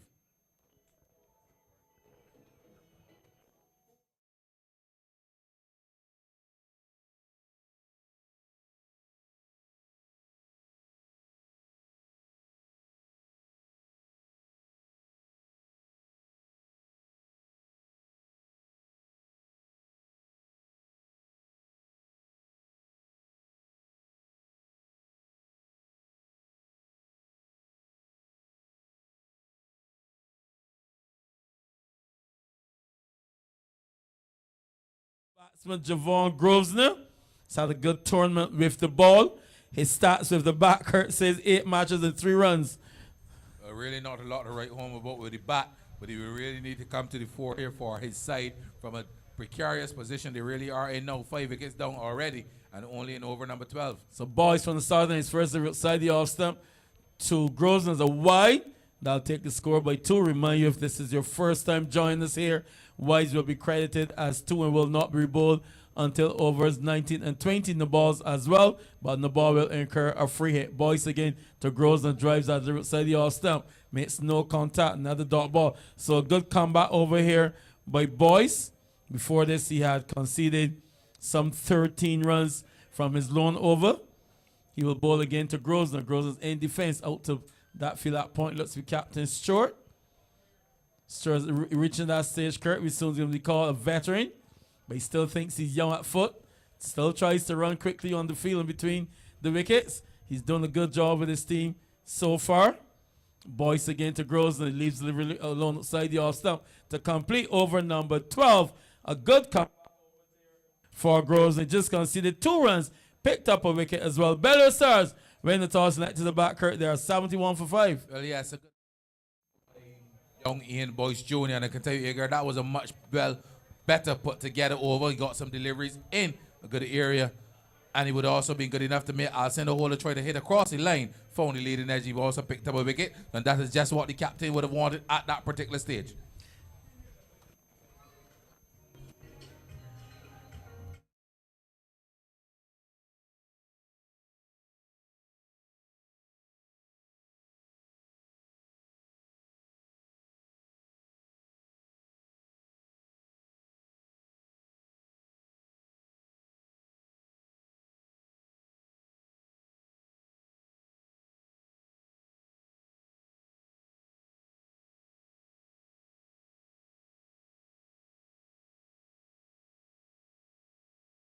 mentioned that tomorrow, Valentine's Day.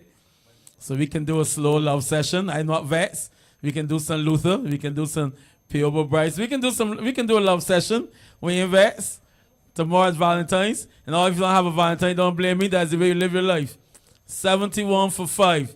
After 12 overs, Belair Stars win the toss. Length to bat. Looks like it's going to be captain Diego Stuart. I said to you earlier, Kurt, Diego Stuart keeps those overs back. Seems like when he wants to close the innings out, when he sees a partnership, when he thinks the tail is nigh, he usually brings himself in. From the northern end to ball to Bob. Driven hard down the ground. First delivery. Too full, too straight, too close, and pumped away. Bob is third six. Takes the score up now, Kurt, to 77 for 5. Well, there are two things I really want to comment on. I didn't really think it was needed for you to get so personal with people before a Valentine or Love in the Life, because that really hit home at me. But then I can tell you that as long as you miss your length to Larry Bob, he will take full advantage. Not one at all afraid to play his shots here. Even when his team in a seemingly position of struggling, Larry Bob will continue to play his shots. Straight again to Bob. Outside the off-stand. The appeal for a catch behind. Loud appeal. The keeper throws it high in the night sky. But the umpire, the more important person, is unmoved. The Blazers very, very disappointed. They thought they had broken the bat there of the Belair Stars batting. No, says the umpire. Kurt, yes, the Valentine's quit was personal to you. You live in the East where it's cold. You know the wise men also come from the East, and as I watched Diego Stuart there, Diego Stuart was really late in joining into that appeal. So a bit of byplay there, but the good keeper, Sylvester Moore, stand up the test, but they're going to show you a good decision made by umpire Dave Thompson. Straight again to Bob. He's in defense out to that field at extra cover. So good comeback here by Stuart, and as you mentioned, Kurt, it takes these bowlers to be pumped on the ground to realize they can't get full after being struck for 6, pulls his length back. Larry Bob very, very strong down the ground day or night. 77 for 5 and over number 13 of 20. Struck again down the leg side, trying to stay away from the hitting arc by Ayers down the leg side. That'll take the score up by 2 to 79 for 5. Once again, a nice crowd in attendance. Lots of cars over there on the eastern and northern ends of the ground. The crowd has come in. We've seen a lot of regulars in tonight. So to all of you who've come up to this tournament night after night, thank you for making us your choice. 79 for 5. Short balls, a full delivery. Bob tries to whip it into the onside mode. Looked for survival and digging it out. No appeal from the bowler, so seemed to have missed everything or angling on the leg side, but another good delivery there from Diego Stuart. Bob will always try to hit the ball straight, Edgar. That's one of his favorite areas, between the area between long on and long off. He usually scores a lot of runs there. You don't want to hit across the ball at all. It usually goes really straight. Bob, 20 from 13 balls. That'll be his 21st run as he plays it down to a straight mid-wicket, Wellish low position. Gets a single to close out over number 13. A decent one as well. 9 runs coming from the over. 80 for 5, the Belair Stars win the toss against the Blazers. And when the toss decided to bat against the Blazers in qualifier number 1.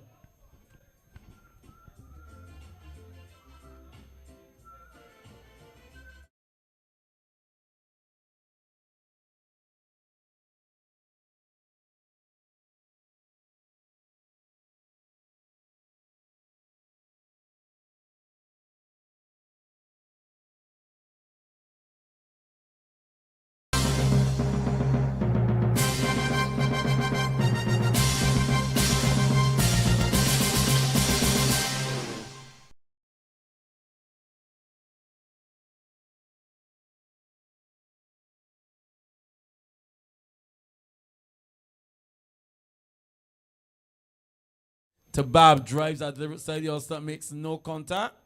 So Bob 21 from 15 balls with Grosvenor, who's yet to score. They've lost the wickets of Jones for 3, Glasgow 11, Holder 13, Allen didn't score, Nurse 11.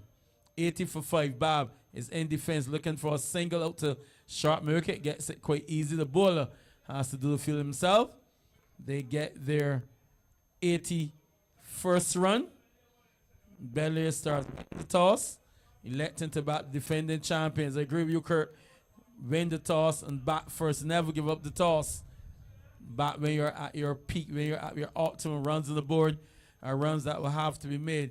Projected score at this stage 121. Grosvenor yet to score from his 3 deliveries. Faces up to Boyce. Looks to work delivery to the onside appeal from Boyce. The keeper not interested at all. He's more interested in fielding the ball at sharp wicket. So another dot ball. Current run rate at exactly 6. 81 for 5. Bob calls Grosvenor down for a conversation. Let's look at this field. Let's see where those fields outside the circle are. Deep extra cover, long off, long on, straight behind the bowler's head, and a straight mid wicket. Grosvenor again faces up to Boyce, drives that delivery side. The all-stump again makes no contact. Delivery number 5 to Grosvenor, yet to score. Kurt, do you think Grosvenor's doing the right thing by trying to hit boundaries, or should he just be looking to get Bob on strike? Should he attempt to score? I actually think Grosvenor's a really good candidate to push for the missing ball competition. Well, he drives delivery down to deep extra cover, gets his first run, and the Blazers won't mind that talk. What it means is that, sorry, I thought it was the end of the over, because if he picked a single from the last ball, it would have been a good result. But 1 delivery to come, 82 for 5. Larry Bob, 22 from 16 balls, strike rate 137.5. He struck 3 sixes. Faces up to Boyce, works delivery off the pass into the mid-wicket region for a 6. So Bob with his forceful 6, Boyce getting full, getting straight, and once again, Kurt, those levers of Larry Bob coming into play. He gets his 4th boundary, 4th 6 as well, to close out over number 14 at 88 for 5. Interestingly, Agard, he told me Larry Bob, he's up to 26, 28. He's faced some 17 deliveries, and so far he's struck some 6-4s, so that's 24 runs in maximum. 4 sixes, Agard, 4 maximums, 24 runs in maximums, and he's really getting himself in. He's blocking a lot of balls, but when you miss your length and you bowl a bad ball, Larry Bob good enough to capitalize. Well, like you said, Kurt, he's on the other side of 40, so not looking to run too many singles. So as they have a mini drinks break, we're going to hand you over to the DJ.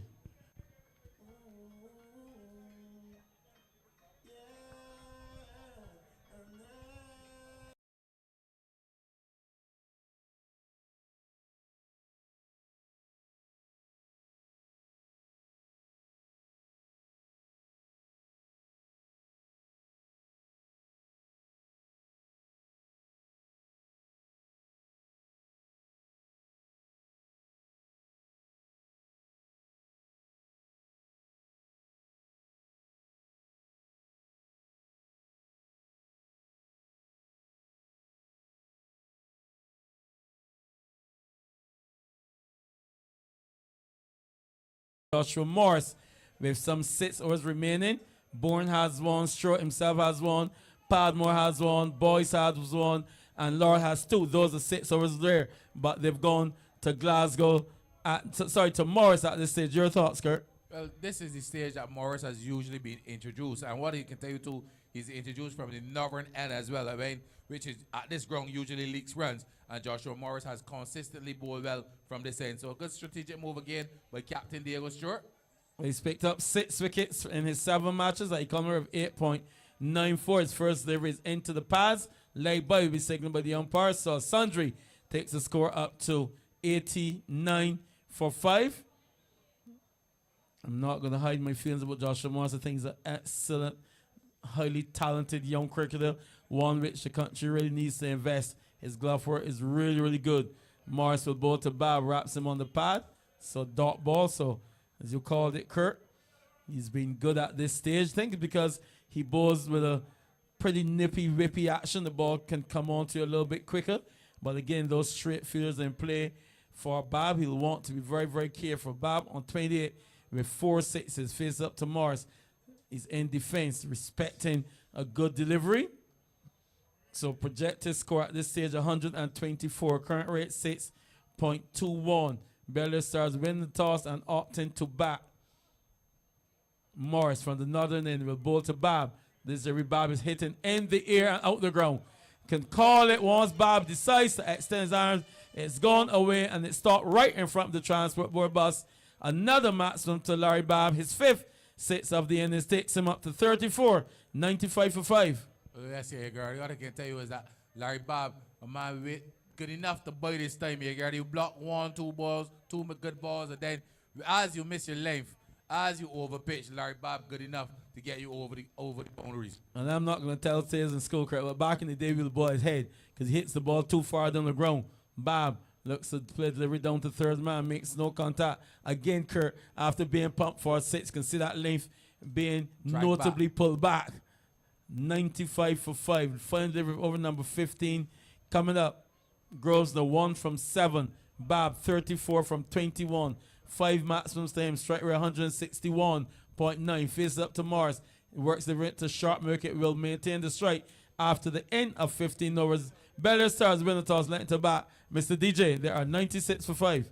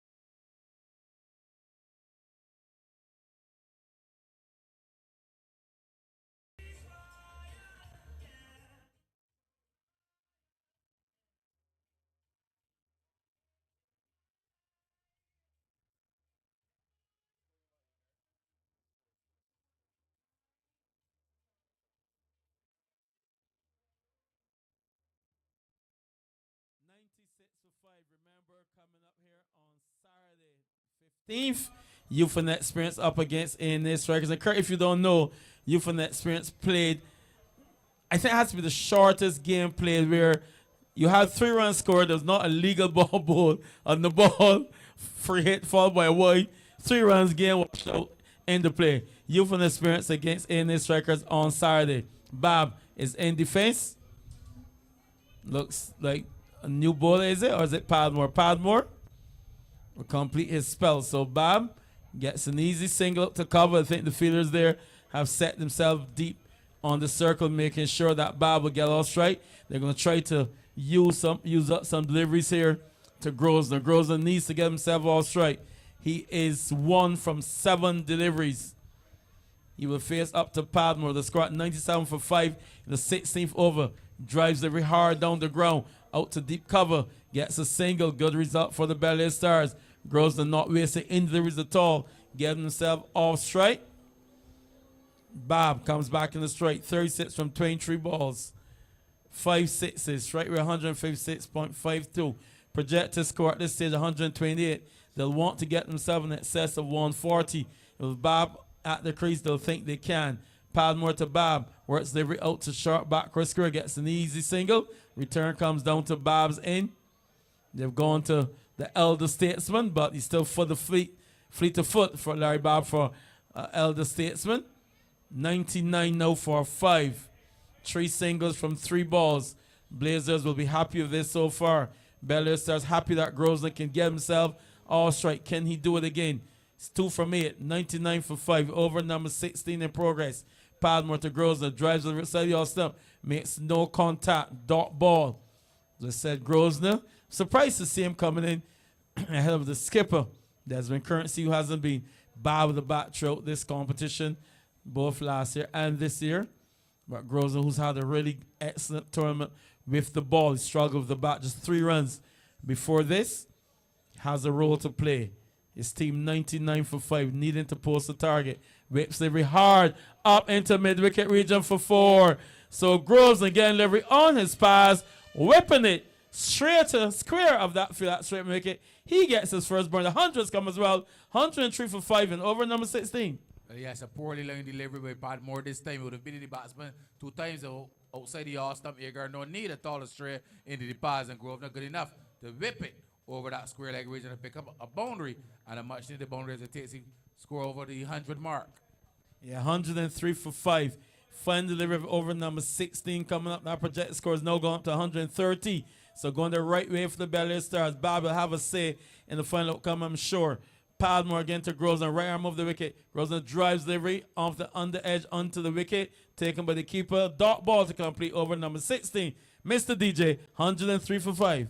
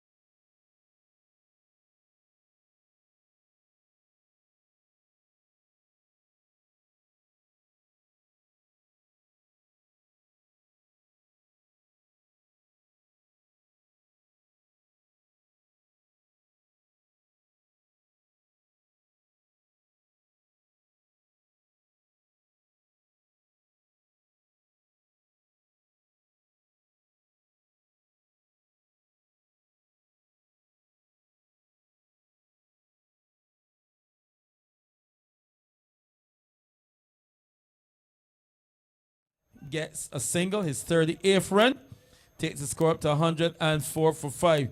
Joshua Morris conceding 7 runs in his first over. Grosvenor on strike. We're into the final stages of the innings. Morris to Grosvenor, looking to whip delivery, wrapped on the pad, appeal from the keeper. No one else. So a leg by will be signaled by the umpire. No. So the 105th run, 105 for 5. We're in over number 17 of 20. Remember, in overs 19 and 20, wides and the balls will be credited as 1, and they will be rebowled, and the balls will remain free hits. Morris to Bob, drives in the air, fielders converging, but no one will get near. It will drop safely, and they will come back easily for 2. So no one being able to get hands on that one, dropping safely. Feel that deep cover, feel that extra cover going around. In the end, 2 to Bob.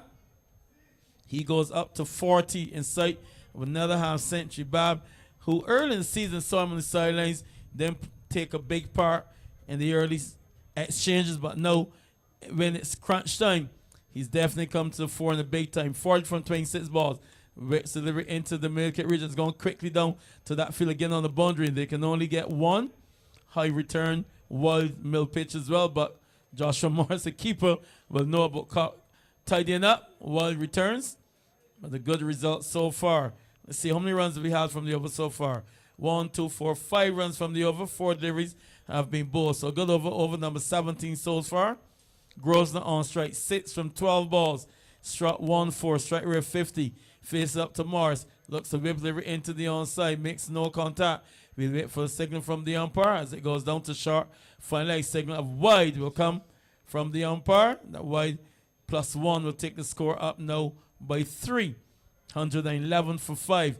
1 delivery of over number 17 coming out. Projected score has now gone up to 132. Current rate 6.59. Bob on strike. Still those straight fielders in play. Low off, low on in the straight. Fielder behind the board's head as well. Bob looks to whip delivery into the onside. Can't score. So dot ball to complete over number 17. Good one by Joshua Morris at the end of 17 overs. Belair Stars win the toss and let to the bat. They are 111 for 5.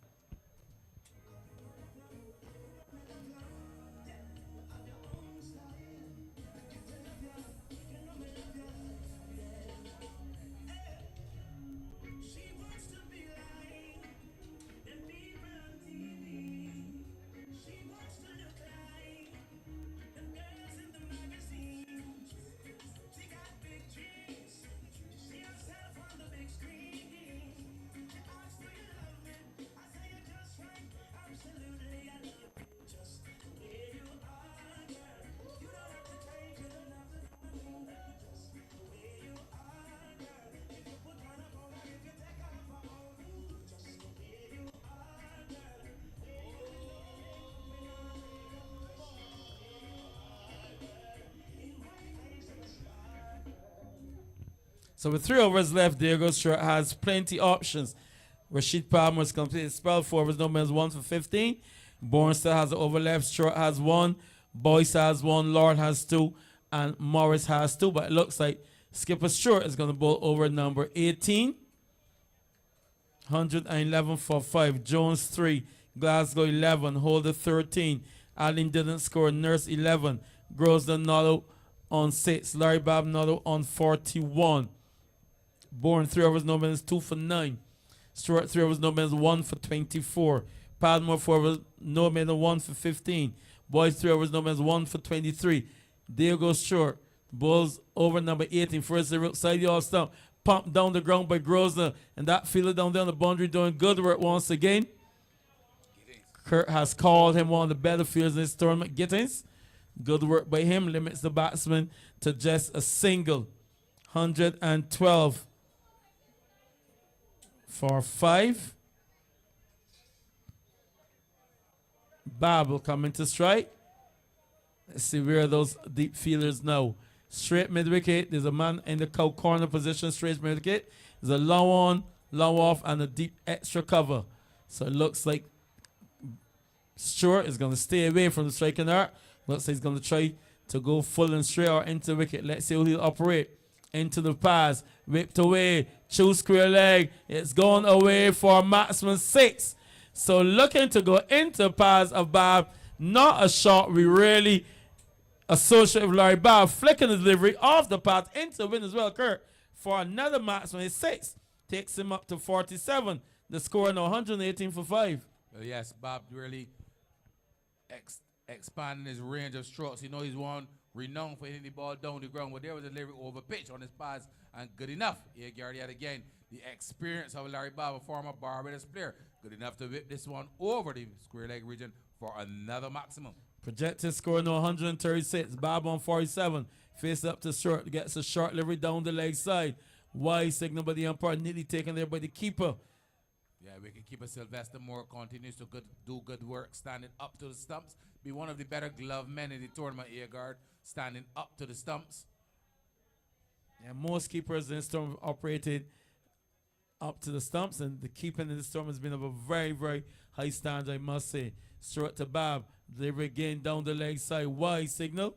So I think Stewart has decided a 2 is better than a 6. 122 now for 5. Well, that's really good maths. Two is usually less than 6, for sure. So it's better to give for 2 than a 6. After this, over that wouldn't work, though. I can tell you, we're in over number 18. Bowling ball by short. Side yaw stump full. Bob doesn't make contact. These two are in a good battle. Bob and Short played a lot of cricket with and against each other. These two, they know each other well. Neither one of them backs down from a battle. Fierce competitors. They love the game. They play with their heart on their sleeves. They give all for their team, whatever that team might be. Final delivery over number 18, 122 for 5. Bob works it out behind square. Gets an easy single. His 48th run to close off over number 18. An interesting one, which is considered some 12 runs. 123 for 5. Belair Stars win the toss and elect into bat. But more importantly, Earguard, Larry Bob, with that single, will keep the strike heading to over number 19.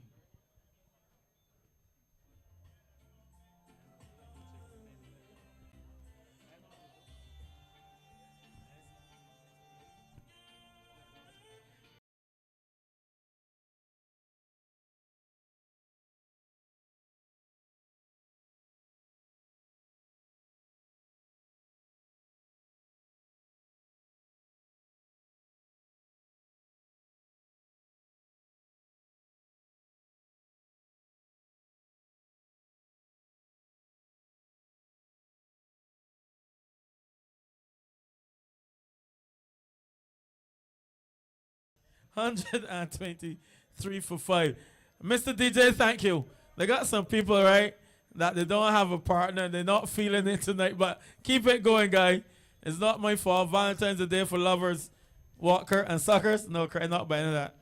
123 for 5. Over number 19, we'll have a bowling change. Who's the bowler? Looks like it's Ronaldo Bourne. Started proceeding. So far, 3 overs, no minutes. 2 for 9. Bob on strike on 48. 123 for 5. Remember, Wise and the balls will be rebowled.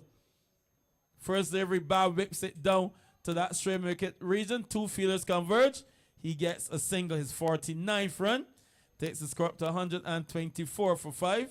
Good result for the Blazers. Gets Larry Bob off strike and gets the less dangerous Grosvenor back in the strike. Well, Grosvenor with the role to play now for certain. Faces up to Bourne. Looks to swing with hard. Down to that field. That straight wicket drops just in front of him and into boundary for 4. So Grosvenor gets his second boundary. An important one as well. Takes the score up to 128 now for 5. Well, yes, and that's the man Shamari Giddens here, girl. So if no one can stop it, if Shamari Giddens can't stop it, I can guarantee no one will. Yeah, it dropped just short of him, really. I think he thought about going for the catch and then saving the boundary in the end. He was neither way. And easy boundaries to Grosvenor. He goes up to 11. Projected score now up to 140, which is where he thought they will try to get. Grosvenor again. Whips it very hard into the onside. Fielder comes around. Can he knock it back? Yes, he does. They've crossed for 1. They've come back for 2 easy. Gonna think about a third. Bob calls him through. Grosvenor, and they get 3. So 3 runs. Good running there by Larry Bob and Grosvenor. A 3 down to deep forward square. Takes the score up now to 131 for 5. I also thought that was some good work being done on the boundary there with the man, Jazz Griffith, coming around like a sprint train to his right. Really had to get down and get on the skates, and then he was good enough to get down and save the boundary. So he saved one run for his side here, guard. Yeah, he have a big role to play later with the bat as well. They look to him to get to whatever total the Belair Stars in on. They look to him for a start. 131 for 5. Bourne to Bob. Swung hard. You can count it as a 6. Once Bob hits it, it stays hit. Larry Bob goes up to 55. 55 to Bob. Can raise the bat for that. Bob 55 from 33 balls. Strong. He struck 7 sixes and no 4s. But what I can tell you also, Edgar, is just 3 Bs. Born to Bob boundary. Born to Bob boundary. I think that you've called it admirably. I think, again, another bowler getting full, getting straight. Full and straight works against a lot of batsmen, but a guy like Larry Bob with a big hit down the ground straight as well. He never looks to go into the leg side. He always airs straight. He has those long levers as well, so it doesn't even have to be very full. He can reach those length deliveries. Anything on the fullest length he will put away. And he struck his 7 batsmen. I think only Dwayne Smith. I saw Dwayne Smith had a 90 odd. He struck some 12 sixes that night. You know, the guy Galston Bowen, he has the innings record of 13 sixes. 137 for 5. Sorry, not Galston Bowen. Outside the off stump. Where is it going? William Another R. 6. Bolden. So another 6 to Bob. Down the ground. 140 has been eclipsed. There are now 143 for 5. Bob goes quickly up to 61 with an impressive strike record of 179, his 8th maximum. Yet again, Edgar, 3 Bs again. Born Bob ball loss. He's gonna have an S in there too. Born sweet ball loss. Because now he's getting predictable. He's not pulled his length back. He's gotten full. He's now being pumped for 2 sixes, Bob, at his own ground. You called it earlier, Kurt, when you said this northern end is not easy to bowl from. Usually, this northern end is the end that leaks runs because one, Edgar, you're hitting with the wind. The dimensions to this side are much shorter as well, and the batsmen usually look to capitalize from this end. And Larry Babbitt can assure you, Edgar, he's not going to ease up here now in over number 19. Projected score now 152. Defending champions fighting back. Remember, they're 23 for 3. Swung again. Down the ground. Catch. Dropped. Straight to that field. Has been positioned just for that shot. Wasn't able to come up with a catch. The ball second by the umpire as well. So it wouldn't even have mattered if he's taken the catch.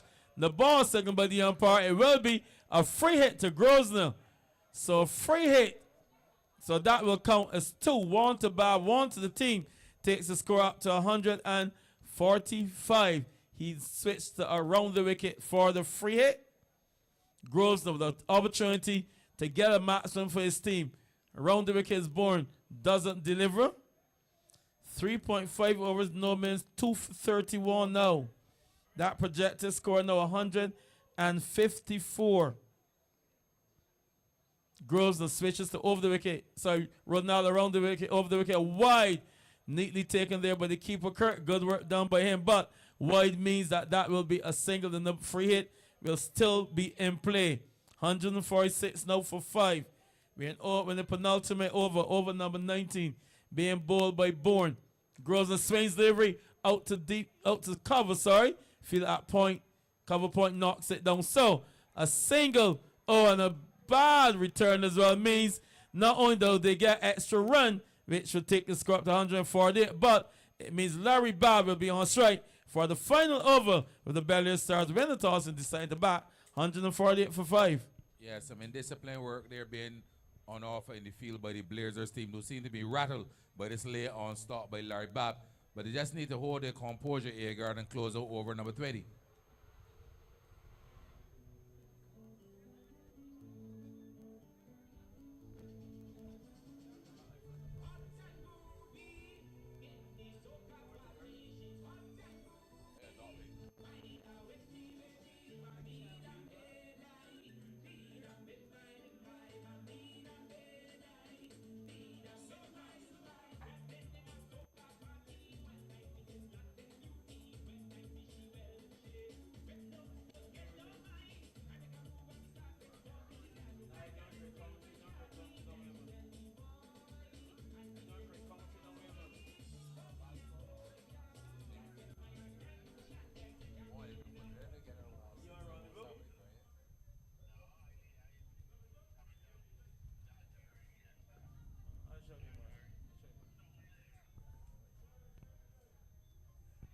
So, the final over coming up with Larry Babb on strike, 148 for 5. Babb on 62 from 35 balls. He struck 8 sixes, a strike rate of 177.14. Remember, the Belair Stars win the toss and enter back. There were 7 for 1, 23 for 2, 23 for 3, 46 for 4, 69 for 5. They are now 148 for 5. A partnership of 79 runs from 42 balls between Babb and Grosvenor, one which has set the Belair Stars into a position of relative comfort. But if you came here tonight having to chase 160, you wouldn't be disappointed. Full delivery. Larry Babb says don't run because that will be a no ball and a free hit. And who better to face up to the free hit than Babb? Ian Boyce bowls a no ball. Score goes up to 149 for 5. Free hit. Boyce to Babb. Whips it in the air and out to Weymouth B. So Babb whips a full delivery out of the ground. He gets his 9-6 Kurt. 155 for 5. Babb goes up to 68. What I can tell you today, just disturb the practice of one of the most successful football clubs in Barbados, in Weymouth, Wales.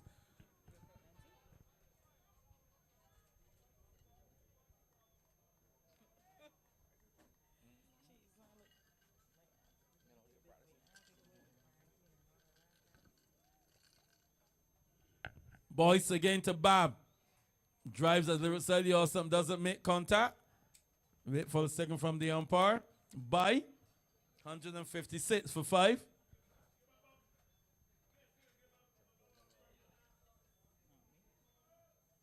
So a good result for the bowling team. They've managed to get Babb off strike. Unless Groves can hit a 6. And can he? No, he can't. He gets an inside edge out to forward square to get an easy single. Boyce. He's had a couple of spells here. Started well. Came in for a little bit of tap. Now he's back to close the innings out. 157 for 5. Belair Stars win the toss and let into bat. Babb on 68. Face up to Boyce. Gets a delivery. She pumps out to the football practice session once again. Kurt Babb with his 9th maximum. He goes up to 74. 74 for Babb. 163 for 5. You know, there's something to say about champions now. Champions somehow know how to win. Defending champions, they were 23 for 3. Now they're in a position of dominance. Outside the all stump again. This time pump over long one for yet another maximum. The 10th 6, 11th 6 for Larry Babb takes him up to 80. The score 169 for 5. One delivery left in the innings, and what a comeback this has been. A partnership of exactly 100, ladies and gentlemen. You can clap for that. Partnership of 100 between Babb and Grosvenor, coming from some 48 balls as well. Final delivery, Boyce to Babb. Swung again. It's gone again. Another maximum to Babb. What a way to finish her innings. 3 sixes from the final 3 deliveries of the innings. 4 sixes off the over means that the Belair Stars, Kurt, will finish at 170 for 5 from the allotment of 20 overs. Jones 3, Glasgow 11, Holder 13, Allen didn't score, Nurse 11, Grosvenor 17, Larry Babb 86 not out, Bourne 4 overs no minutes, 2 for 34, Short 4 overs no minutes, 1 for 36, Padmore 4 overs no minutes, 1 for 15, Boyce 4 overs no minutes, 1 for 49, Lord 2 overs no minutes, none for 19, Morris 2 overs no minutes, none for 14, 175 for 5, made up of 24 wides, 2 no balls, 3 leg byes, and 5 byes. They were 7 for 1, 23 for 2, 23 for 3, 46 for 4, 69 for 5. They end at 175 for 5 with Babb and Grosvenor, a partnership of 106 from 49 deliveries. Final words from you, Kurt, as the Blazers will chase 176, and then we'll have a short break. Yeah, we're going to come back from the defending champions, the Belair Stars team, and Larry Babb again. I mentioned it at the top of the innings here, Gordon. I'll send the whole of Larry Babb and Ashley Nurse with all of the experience and experience really usually counts for something. And Larry Bob good enough to get himself in, dismiss all of the bad balls which he would have faced, and then at the he was able to capitalize on some really bad bowling. In fact, in the last over, he would have struck some 4 maximums really, and really coming to the show for his side, and that's what experience is all about. But the youthful Blazers team, they will think that they have enough ammunition in the hutch. So as we rejoin at the halfway stage, I can tell you, at about 10 minutes or so, we will have the reply.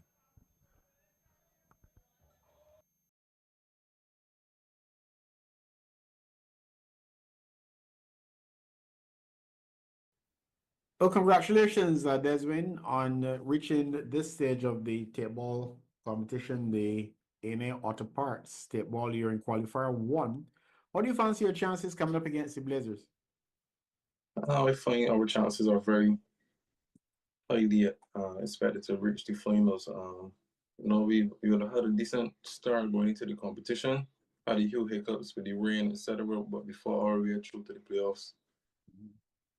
So you fought your way through. Who are some of the leading players who helped you engage in that fight? We have the leading wicket taker in Javon Grosvenor. He has been bowling fantastic. I can't fault him for anything. Troy Thurman, he has done well when they call on him, and I'm grateful for him. Then you have Shaquille Turning, opening bowler, bowling decent this tournament as well, as usual. There's Gary Austin and myself, who have been pulling the team through in terms of the bowling. Okay. What about the batting? We haven't been adapting quite well to the conditions as yet. As I would have mentioned, like a lot of rain affected games, balls starting to stay down on the wicket. Obviously, we coming from Bright Hall into Weymouth. Conditions are much different. So it's just a matter for the guys to click and come together in the playoffs. So what's the difference really between engaging in red ball competition, which you do in the BCA competition primarily, and then there's a tape ball competition? What are the similarities and differences in terms of the conditions under which you play? What difference does it make really when you're playing with that red ball as opposed to the tape ball? Well, they say the red ball, but a cricket ball, a hard cricket ball, as opposed to tape ball, that is red or white, because balls are all sorts of colors nowadays: red, white, pink. You have it. I just think like ball cricket, you have to play a lot of front foot cricket, right? Obviously hard ball, you get the good bumps coming through, and you could play shots off the back foot and front foot. So it's about adapting to the different style of cricket. Ball cricket, you got to be on the front foot, as I would have mentioned, and yeah. I find that tape ball cricket, not only in Barbados and throughout the region, but even in much bigger countries, seems to be taking off, or either that or it has been like that before. We are now getting the publicity because of the various channels that we get to watch and so on. But on the local level, how serious do the guys take it as compared with the more traditional hardball? What I can say is that probably like 6 years ago, normal ball competitions would have played throughout the island and guys would go and have fun. But since the inclusion of the champion, I thought that the ball cricket went to another level. Guys had the fiberglass bats. Those bats made a really big difference to the cricket. The cricket have gone up a notch. So guys are taking the ball cricket more serious. There are a lot of sponsorship in the tournament as well, and that is bringing out a lot of cricketers to play the competition. Tell us about these fiberglass bats. How do you source those, first of all, and what sort of impact do they have as opposed to the bats that may be better known? Well, the fiberglass bats, those come from overseas. Some guys order them off Amazon. I have a guy named Jamil Blair, who's a Guyanese. He's the first person I saw with the bats. And I just reached out to him and spoke to my boss. And then we had the bats here. When you say your boss, this is your cricket boss, or are you talking about the world of work? Well, we two are the same. Yeah, both Mark Best. Mark sort of Spears, he's my boss. I work Okay. for him, and he's the manager, well, not the manager, the owner of the team. Okay, okay, okay, okay. All right. So you've got a business house, so to speak, that is heavily involved in the competition at that level. The fiberglass bats, so what sort of cost you looking at really? If you want a good fiberglass bat, it could cost up to 350. To be honest with you, it's a lot of money. It sounds like a lot of money, but it's worth it Uh-huh, because it can make a big difference in a T20 game uh-huh. with Tapeball. Okay, I can say that for sure. I see. All right. So the lights, um, the lights in the tape ball competition, how much of a challenge is it? I mean, I don't see a whole lot of catches being dropped or anything like that. How difficult is it really to pick up the ball under the lights in the tape ball competition? It's a little difficult to be honest with you. I just guess you have to if you can adapt to the playing area. Certain areas of the ground you won't be able to see that well, but on certain parts of the ground, some guys get used to picking up the ball. At Briar Hall, it was a little difficult for us. We had to get some portable lights Mm. to help. But with that being said, the portable lights aren't as high as usual, obviously. So you get the challenges here and there.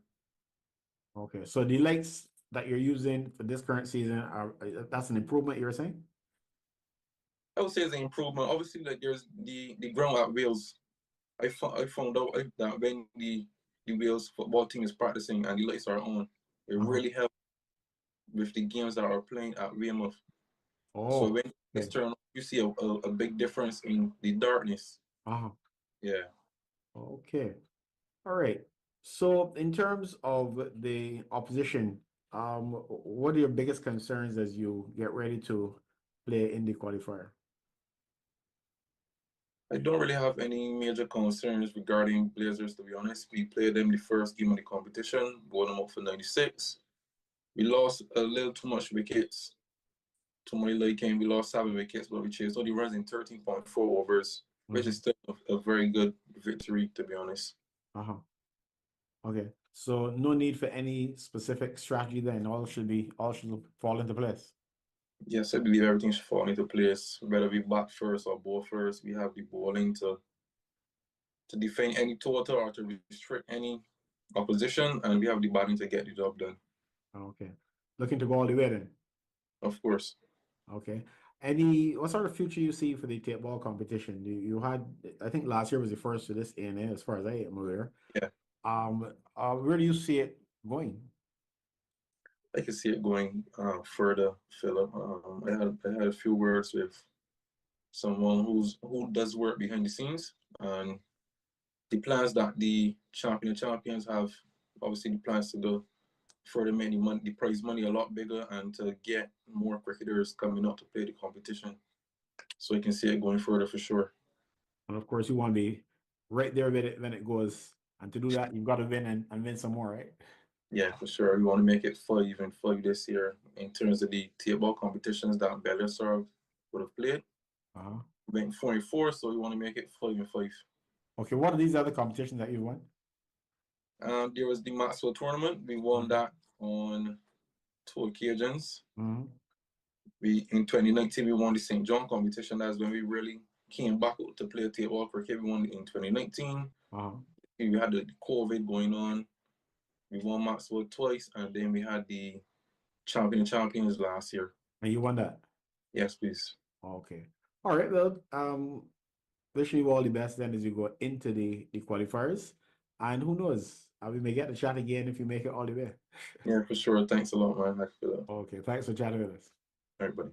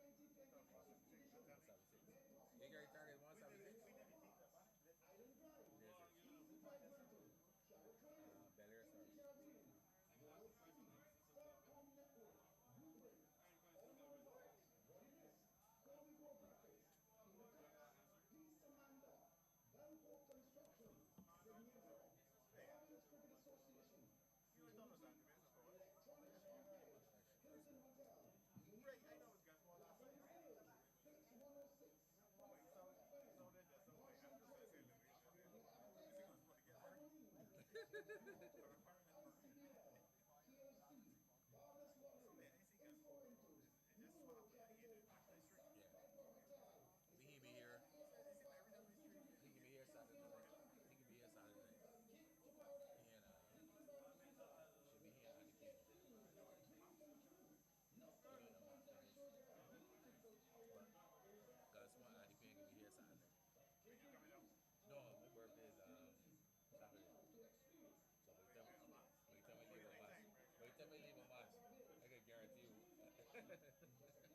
Andy King can be here Saturday. No, my birthday is Saturday. So by the time I leave a match, I can guarantee you. I would have had an extremely merry time. So, Igard, as we get ready for the resumption, I can tell you that the target is 176. Kurt, I gotta tell you and well the people here because the viewers aren't eligible. We're gonna have a voucher to be presented to someone. We're gonna figure out. That's a question, the easy one as well. Maybe a little bit later after the game, maybe do the my match presentation. A voucher presented by Body Bliss. I can tell you their owner proprietor Donna. She's here, and she says you can get a massage for you and your boo. So I don't know. We're gonna have to figure out a good question. But we're gonna have to give a voucher. We want to thank Body Bliss. Donna's here almost every single night. She's had some acts of God which has damaged her equipment. I think that would be a good question. How many tanks Body Bliss went would through? have lost for the tournament? That would be a perfect question. I think she went through a few.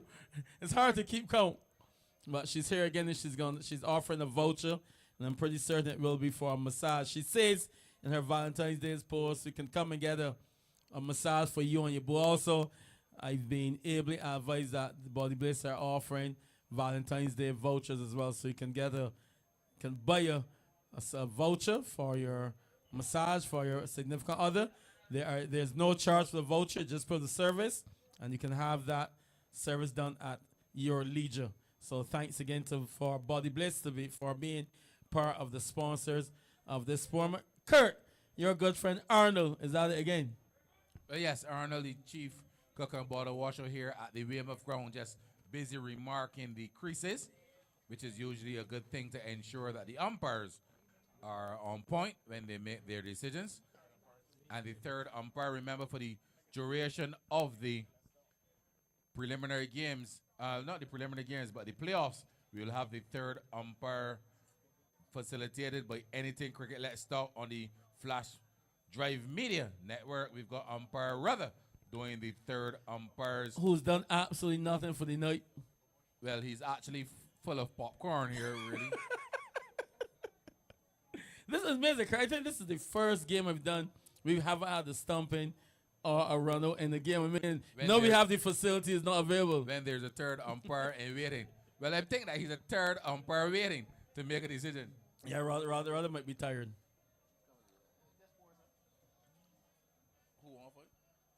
But as we wait for the resumption of the 176, for a victory, we're going to hand you over to the DJ.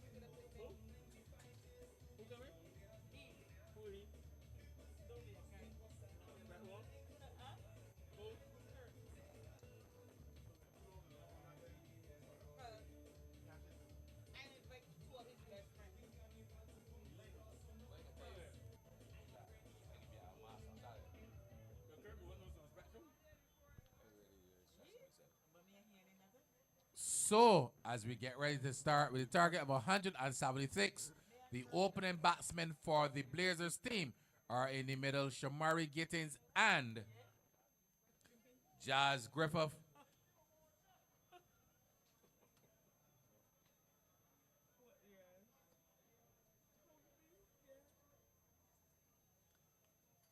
Jazz Griffith, one of the tournament's highest run scorers air guard, but he will really need to do the battle of his skin to get his team over the line here.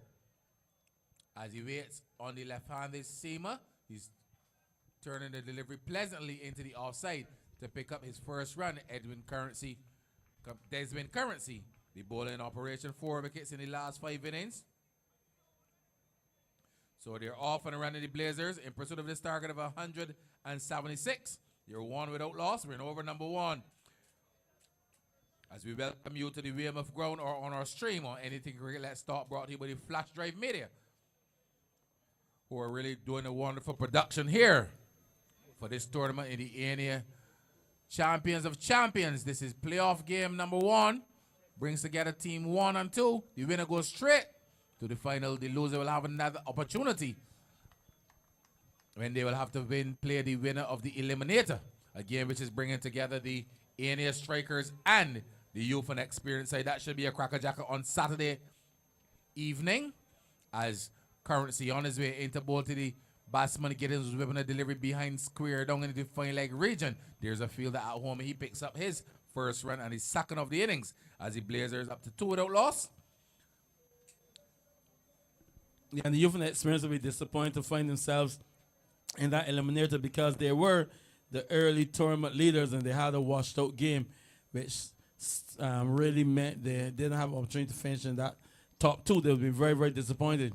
As Currency's bowling a delivery which is full in length and the batsman good enough to come on his front foot, Jazz Griffith. There you see him signaling for a replacement bat, so something not quite right with the willow that he has here. Gary, your thoughts? Yeah, as I said in the feed, he will have an important role to play, but it's interesting. I think this is the first time this tournament we've seen Currency operate left arm around the wicket. 175. His team really recovered well after being at 23 for 3 in the power plays. But credit must go to Larry Bob for a fantastic knock. Jazz Griffith, he has been hot and cold in this tournament, but he has an opportunity here to get his team into finals. Remember, the winner of this game will go direct in the finals, and the loser will play the winner of the eliminator, as you mentioned earlier, Kurt, which comes out here on Saturday. 2 without loss. We're in over number 1 as the replacement bat has been hurriedly brought out by the substitute fielder. And Jazz is set and ready. He will wait on Currency. And to this delivery, it's a delivery outside the off stump. And there's the batsman attempting to punch it. Through the offside, the ball goes through to be taken by the keeper, who whips the bills off as the zinger bills go lighted up. But all is well that ends well as the batsman firmly planted within his ground and no possibility of a stumping being effected.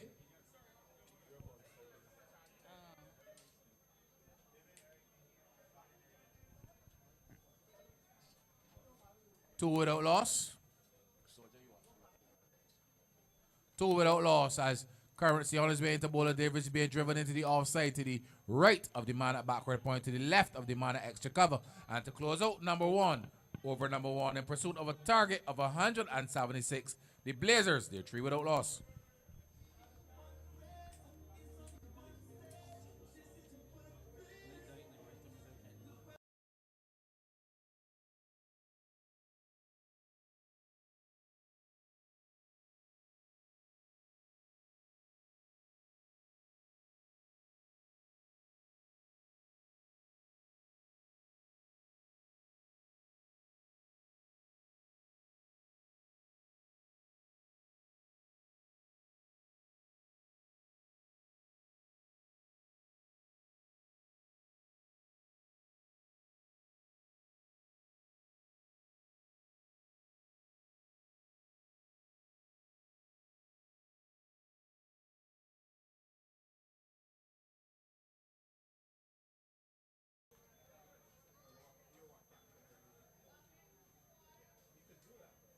Shaquille Turney will come into the attack from the southern end of the ground to start over number 2.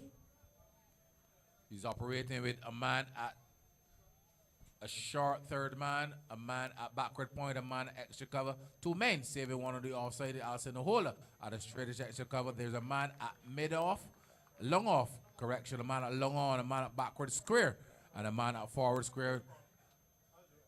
So 1, 2, 3, 4, 5 men saving a single inside the ring. So good aggressive captaincy on offer here by the captain of the Belair Stars team. You know that the defending champions here are usually a team really knows how to win. And there you see the captain looking to save singles early. Has a 1, 2, 3, 4, 5, 6 men inside the ring saving a single. Yeah, they'll be the more confident of the two. Right? They had a really good finish to their innings, and that momentum has taken them into their fielding and their bowling prowess.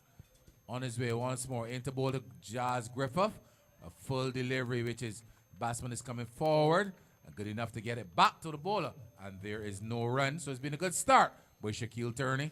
Yeah, Turney's been a quiet assassin, really. I mean, he traveled the Barbados State ball team to Dominic. He goes under the radar, but he always seems somehow to pick wickets up.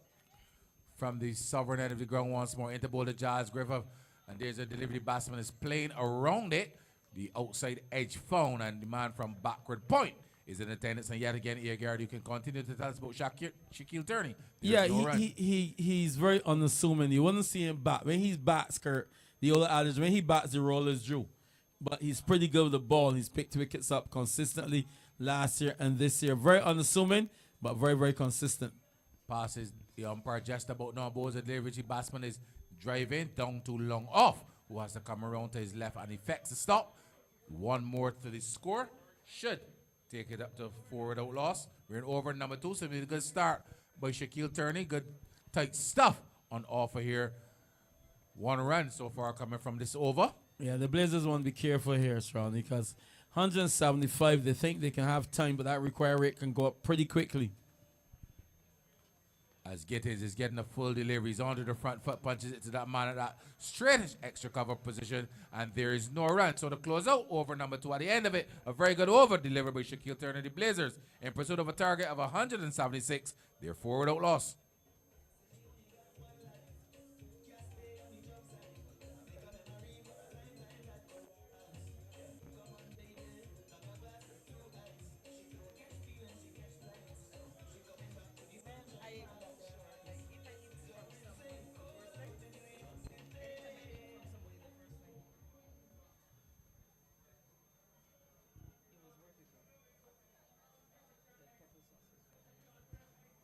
As Currency will continue. Delivery which is driven into the offside yet again. It looks like that man Larry Babb is at home. The man who really pulled his team from a position. Gary Austin yet to come into the attack. Agard. Interesting to see when he's introduced as Turney. Currency bowls another good delivery, which is bringing the batsman forward. And yet again, this tight stuff on offer here by the Belair Stars team, Agard, continues. Yeah, the Blazers haven't really tried anything as yet, and the Belair Stars continue to apply pressure.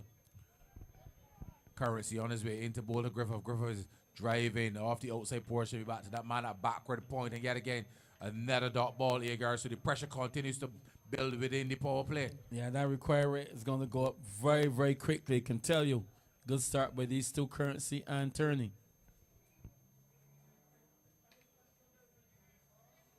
A delivery which is driven into the offside. So this has been some good stuff by the man Deswin Currency. 1.4 overs, no middles, none for 3. Current economy rate of 1.80 and supported well at the other end by Shaquille Turney. 1 over, just conceded 1 run. Like, be honest, Kurt, I think Jazz looks like he's having a next session preparing for the 2025 season. Well, yes, but he really will just need to get himself in, and hopefully he can catch back up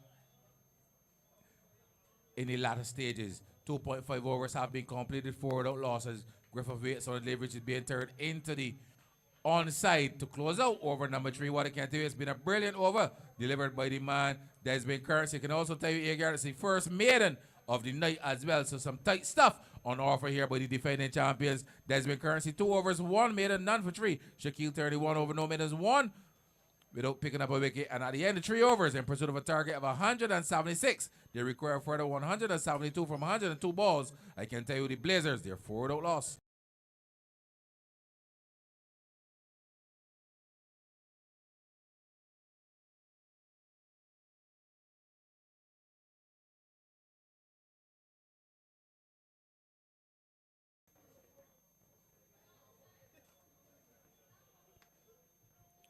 A delivery which is played back to the ball owners, follow through collect. So this tight stuff, I can tell you, Agard, so far, some tight stuff being on offer here. 19 deliveries, about 11 dot balls already.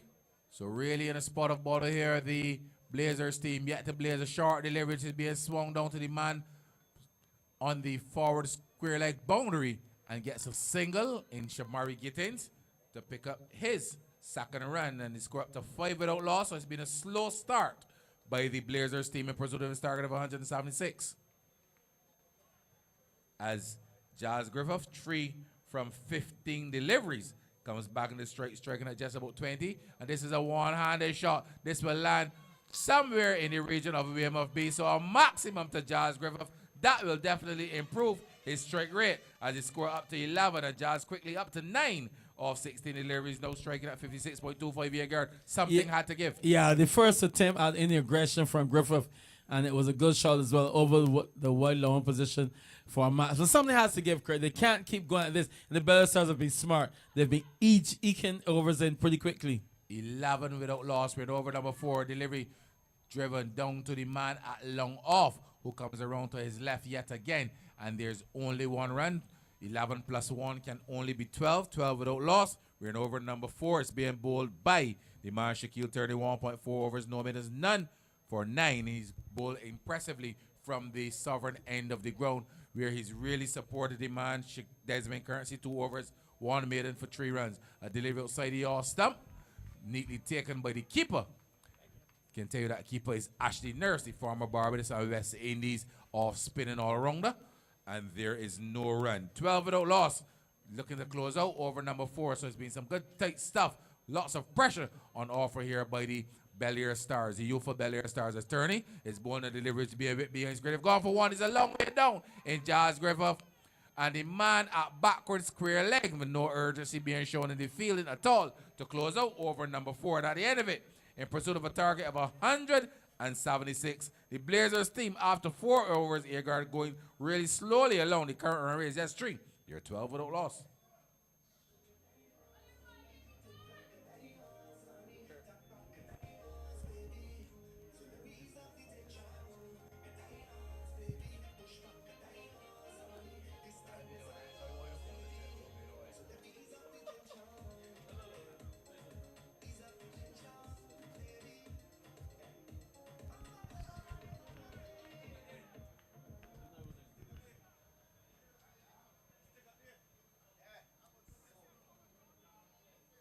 Start of over number 5 is going to be Currency to continue.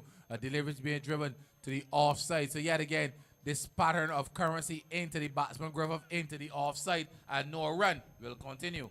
Yes, 7 dot balls in a row now for Currency.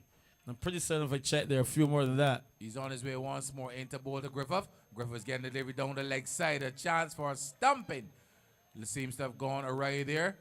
No signal coming from the umpire. So yet again, Agard, dot delivery number 8 consecutively delivered here by Deswin Currency. Well, obviously it touched the batsman. Maybe that's what distracted Nurse. We're in over number 5. It's been some really tight stuff on offer here. A delivery outside the off stump. Dot ball number 9. This is really good stuff here. Some pressure stuff being delivered here by Deswin Currency. Also the captain of this Belair Stars side. Left arm around the wicket, balls of the which being hit high hard and dispatched this time by Jazz Griffith, who this time Agard decides he's had enough of it. He's had enough of mucking around, and over pitch delivery lofted over long on, the first maximum of the night in this run chase. The Blazers now 18 without loss. We're in over number 5.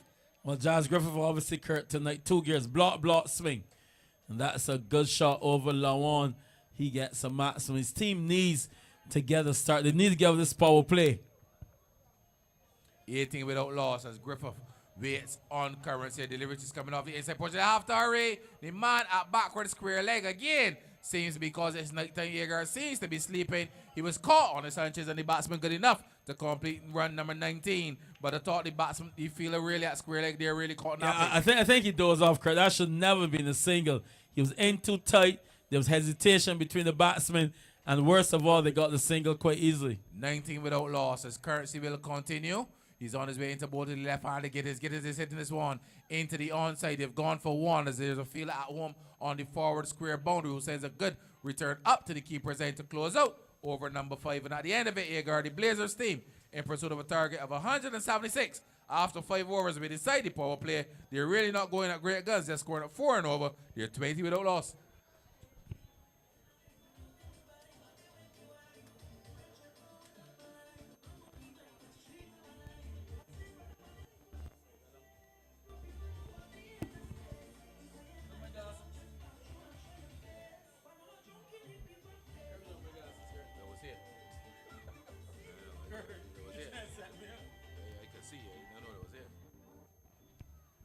Twain without loss after 5 overs.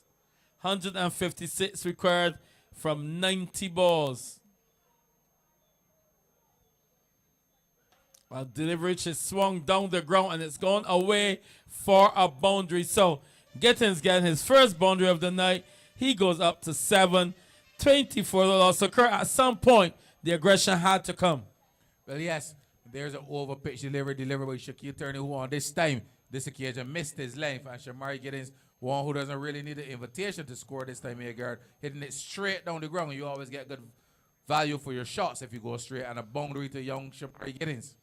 24 without loss, 152 required from 89 balls. Target 176. Turney again. Swung again. Where's it going? Down the ground. We'll wait for the signal from the umpire. It's going to the fielder at long on. So just a single. Thought it went further. At least, Kurt, there's some aggression being shown, some intent. Griffith 17 from 22 balls. Gittins 8 from 10 balls. Turney 2.2 overs, no maiden, none for 14. Deswin Currency 3 overs, 1 maiden, none for 11.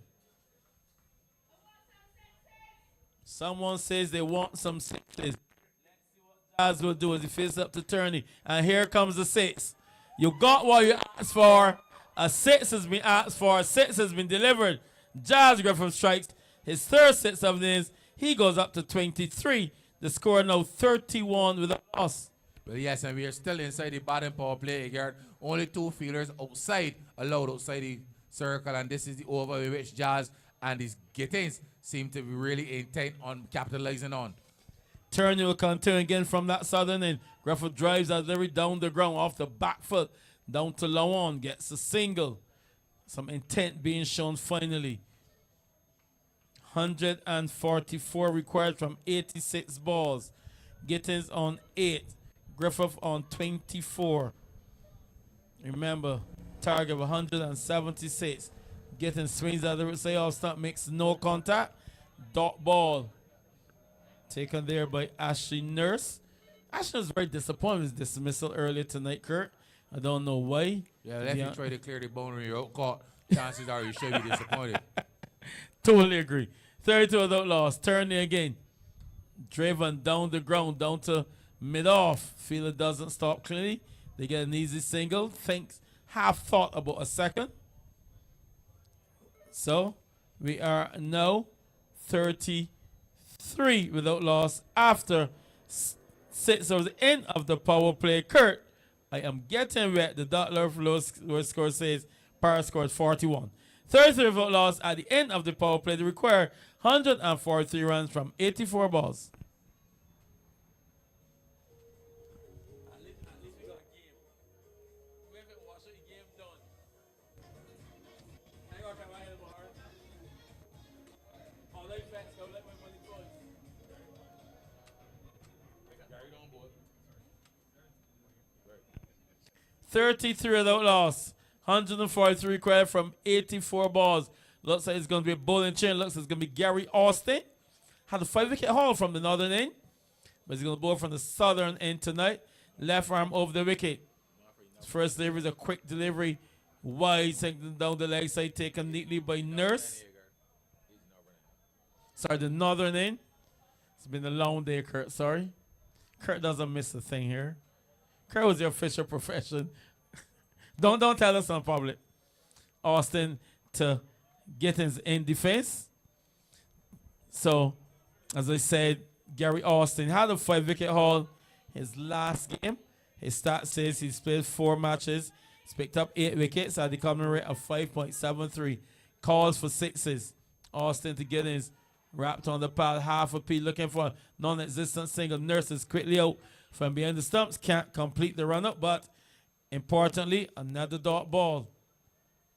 I didn't know that Gary Austin really was such a good fielder, Gary, because I just heard you mention he had 5 dismissals. 35 without loss. Full length delivery. I'll give you a stir with that, Kurt. So 35 without loss. I played a game against this said Police Club. Against Police versus Maple. Had a fast bowler named Emerson Seeley. Struck a batsman plumb in front, in my opinion, 3 times in a row. I was at the non-strikers in. The umpire said he cannot be given up run out until the ball comes into play. Side the off stump from Austin. So another dot ball. 140. 140 required from 79 balls. Yeah, the ball needs to come into play before play can be run out. Austin again to Griffith, who's in defense. So tidy over here from Austin comes to an end. An over which is conceded just 3 runs. 140 required from 78 balls. After 7 overs, the Blazers in pursuit of 176. They are 36 without loss.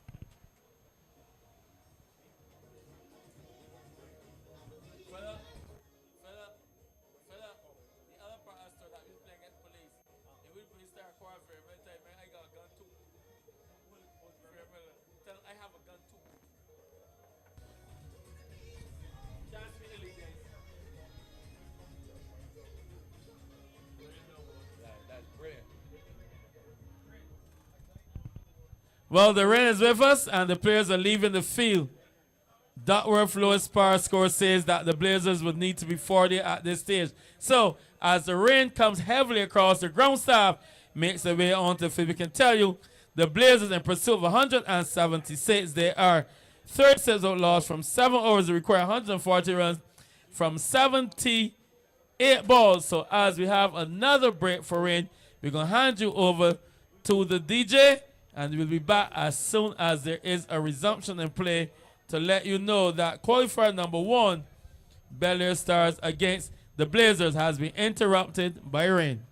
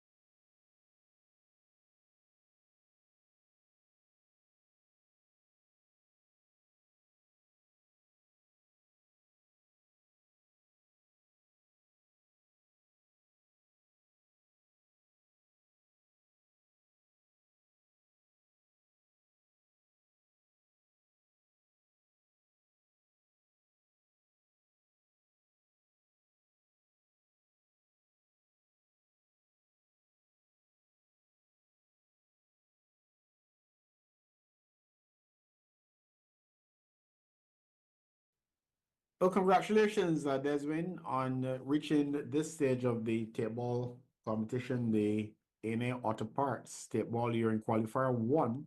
How do you fancy your chances coming up against the Blazers? I find our chances are very highly expected to reach the finals.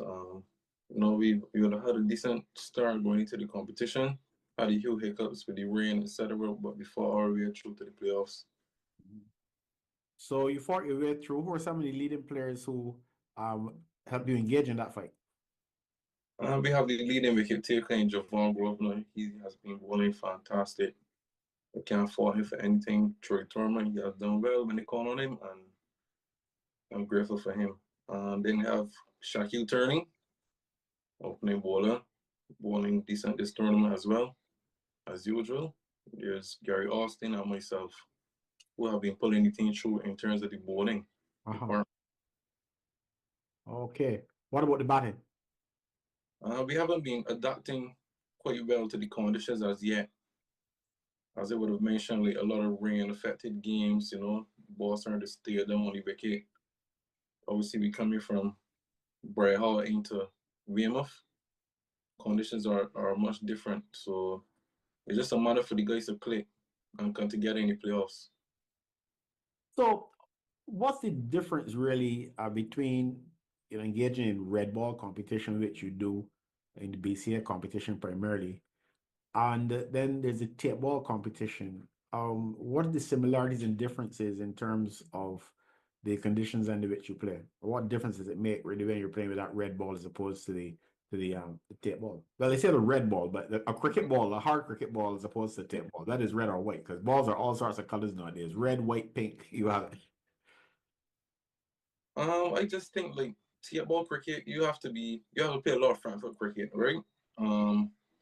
Obviously hard ball, you get the good bumps coming through, and like you play shots off the back foot and front foot. So it's about adapting to the different style of cricket.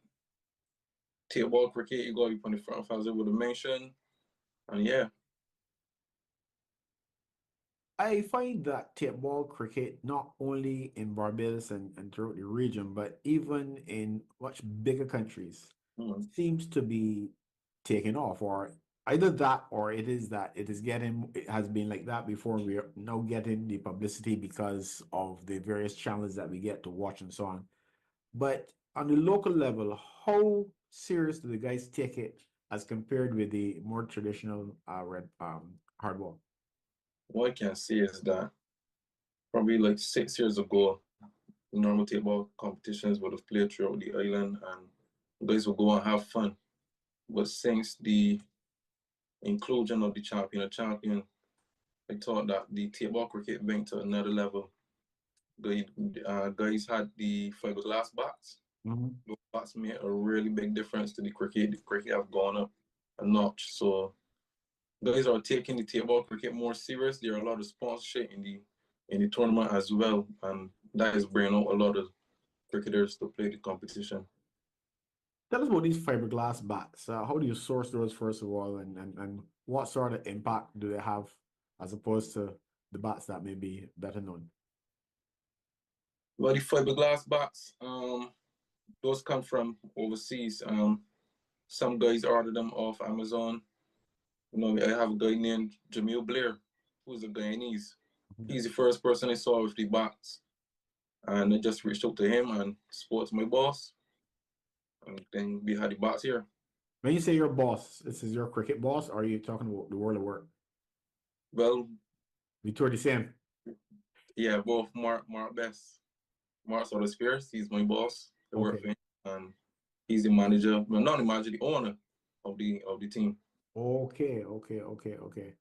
All right. So you've got a business house, so to speak, that is heavily involved in the competition at that level.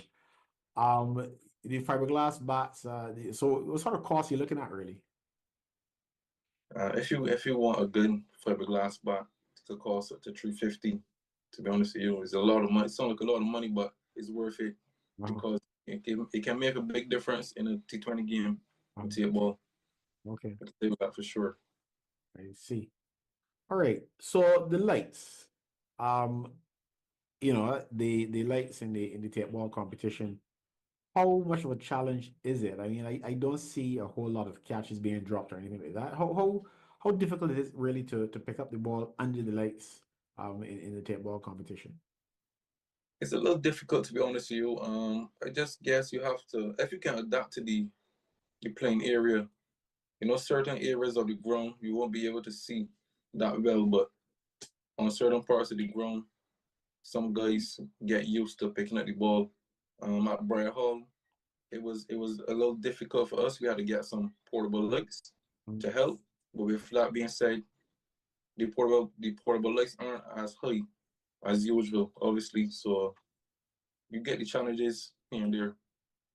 Okay, so the lights that you're using for this current season that's an improvement you're saying? I would say it's an improvement. Obviously, like there's the ground at Wales. I found out that when the Wales football team is practicing and the lights are on, it really helps with the games that are playing at Weymouth.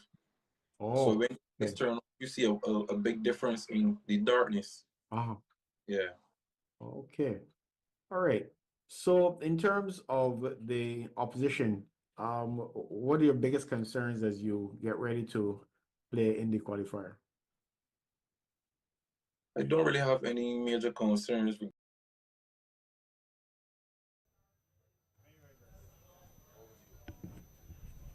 Welcome back, ladies and gentlemen. After a short rain delay, we can tell you we have a revised target of 152 from 17 overs, which means that the Blazers will require a further 116 runs from 60 balls at a require rate of 11.60. There are presently 36 without loss after 7 overs. So, Kurt, they need to get a wiggle on. Yeah, we really need to get into second gear because they've really been stuck in first gear. They really need to get in second gear, find third gear, and accelerate into that fourth gear. And they really need to do it rather quickly, Agard. And it looks like we're going to have a bowling change right away from that southern end. Grosvenor, who's been pretty efficient, pretty consistent. It's been good from the northern end, so surprised to see him from up top. His first delivery to Gittins is driven down to low on. Single. So Grosvenor before he's had 13 wickets.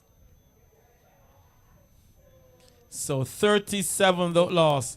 115 required from 59 balls. The revised target, 152 from 17 overs via the Duckworth Lewis Stern method. So Jazz Griffith on 24 will come into strike to the left-handed Grosvenor. Round the wicket delivery, which dropped the batsman on the pad, and there is no run. Kurt, you're not betting, man, because you don't play Oz. But if you had to choose a winner, where would you go right now? Well, my money would be on the winner, to be quite honest. I think that's the best place to put it. 115 required from 56 balls. Appeal. So your girl swinging himself is the man Jazz Griffith really looking to get some intent going, really get some positiveness into this innings, but really he needs to settle and try to pick his balls and find where is the best option for our boundary. The appeal for a stumping not out, says the umpire. There's a third umpire review system available. Swings at the side of the stump again. Another dot ball. So they're beginning to feel the pressure here, the Blazers. They're really operating like a rusty gate. Just swinging. Swing and squeaking. 12.3 to the required rate. Swung into the leg side. This should go away into the boundary for the first maximum, for the first boundary, after resumption. A 4 to Griffith. He goes up to 28. 41 without loss. We're in over number 8. Remember, it's a 17 over affair. Revised target of 152 after there was a short delay for rain. Driven out again outside. This is the third time his hands come off the back, Kurt. He needs to get some new mitts. End of over number 8. 41 without loss. 111 required from 54 balls. Required target. Required rate 12.33.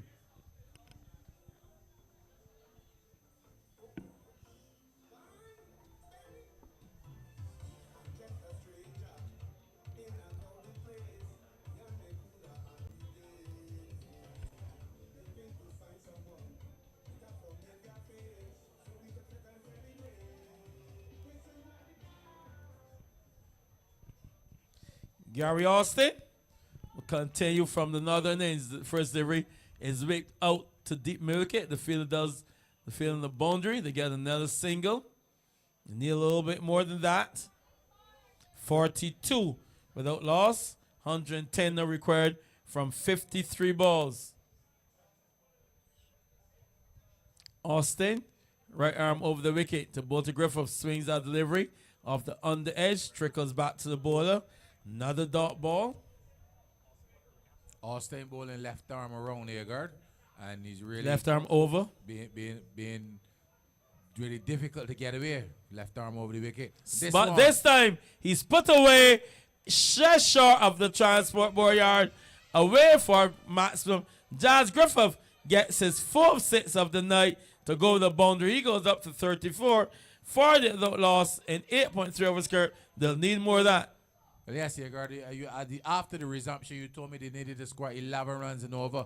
But what I can tell you here, guard, is if you pick up a couple singles and you get that bad ball and you put it away, you should be there or thereabouts. And Jazz Griffith will continue to put away the bad balls. But what I think he needs to do, instead of trying to swing himself out of this position here, guard, he can still concentrate on picking up those ones and twos when they're on offer. Required rate 12.24. Austin again to Griffith. Swing again. Straight. That will go into the boundary, will it? For 4. Yes, it does. The field long can get around Griffith. As you often say, Kurt, the best place to go is straight. The 50 has come up as well. 52 without loss and 8.4 was back. That Kurt, that required rate is sitting on 12. Well, yes, yeah, Gary, but so far in this over, they've gotten 11, and there's still at least 2 legal deliveries remaining in this over. Let's see if he can capitalize. Digs a full limp delivery out, down to third man. Quickly through for 1. That's all there should be. Return comes into the keeper. So 1 to Griffith. Interesting to see the approach now of Shamari Giddings. Some 12 runs already in the over. The required rate at the start of this over was 11. So it'll be interesting to see the approach of Shamari Giddings to close out this one. He's 12 from 17 balls. He drives delivery out to cover point, and he can't score. To complete over number 9 with a revised target of 152 from 17 overs. The Blazers, they are 53 without loss.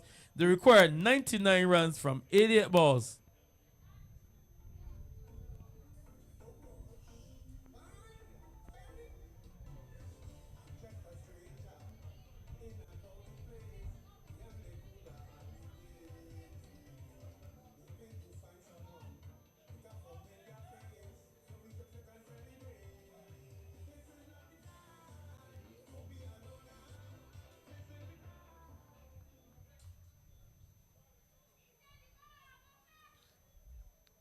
Over number 10 to be bowled by Grosvenor. 1 over for 5 before his left arm around the wicket to read down the leg side. They quickly threw for 1. We wait for the signal from the umpire. Signal wide. So that will be credited as 3. Take the score up to 56. 56 without loss.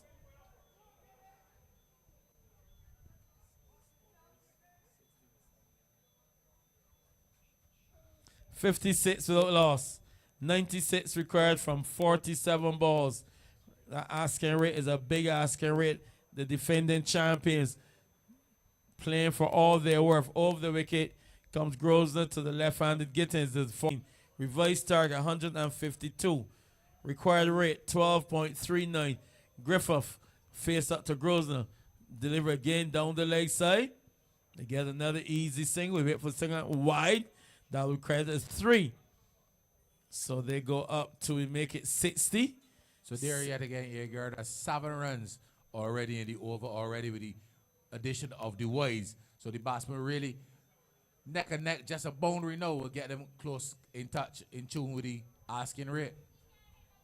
Unfortunately, those wides aren't bearing balls, so balls are ticking away. Required rate 12.27. Grosvenor having a pretty ordinary night by his standards. Balls to get in, swings delivery into the leg side. No real power in the shot. Field from deep wicket comes off the boundary. Limits the batsman to just a single. So 61 now without loss. Went over number 10. Revised target 152. 17 overs. Required rate 12.41. Currently striking 6.31. Josh Griffith drives delivery down the ground. It's gone away for a boundary of 4 as well. So Griffith continuing to hit those straight boundaries. He picks up a boundary. He goes up to 43. 65 without loss. We're in the 10th over. Well, yes, Edgar, just as was mentioned there, a boundary will always ease that pressure in terms of the required run rate. And yet again, Josh Griffith good enough to find the boundary straight down the ground. But he will have to continue his method of operation if his team are to get over the line. Yeah, his team. 12.14 seems a lot, but if you went to the last over needed 12 runs, you'll back yourself to win with wickets in hand. 6-5 without loss. Griffith fixed delivery off the leading edge. It's going down to the fielder at Lawov, who settles, takes the catch inside the boundary. So looking to work delivery into the onside off the leading edge, travel all the way down to the boundary. Fielder at Lawov coming straight in front of the side screen, takes the catch. So the Blazers have lost their first wickets, that of Josh Griffith, who's been caught on the boundary. He's gone for 43. They are now 65 for 1.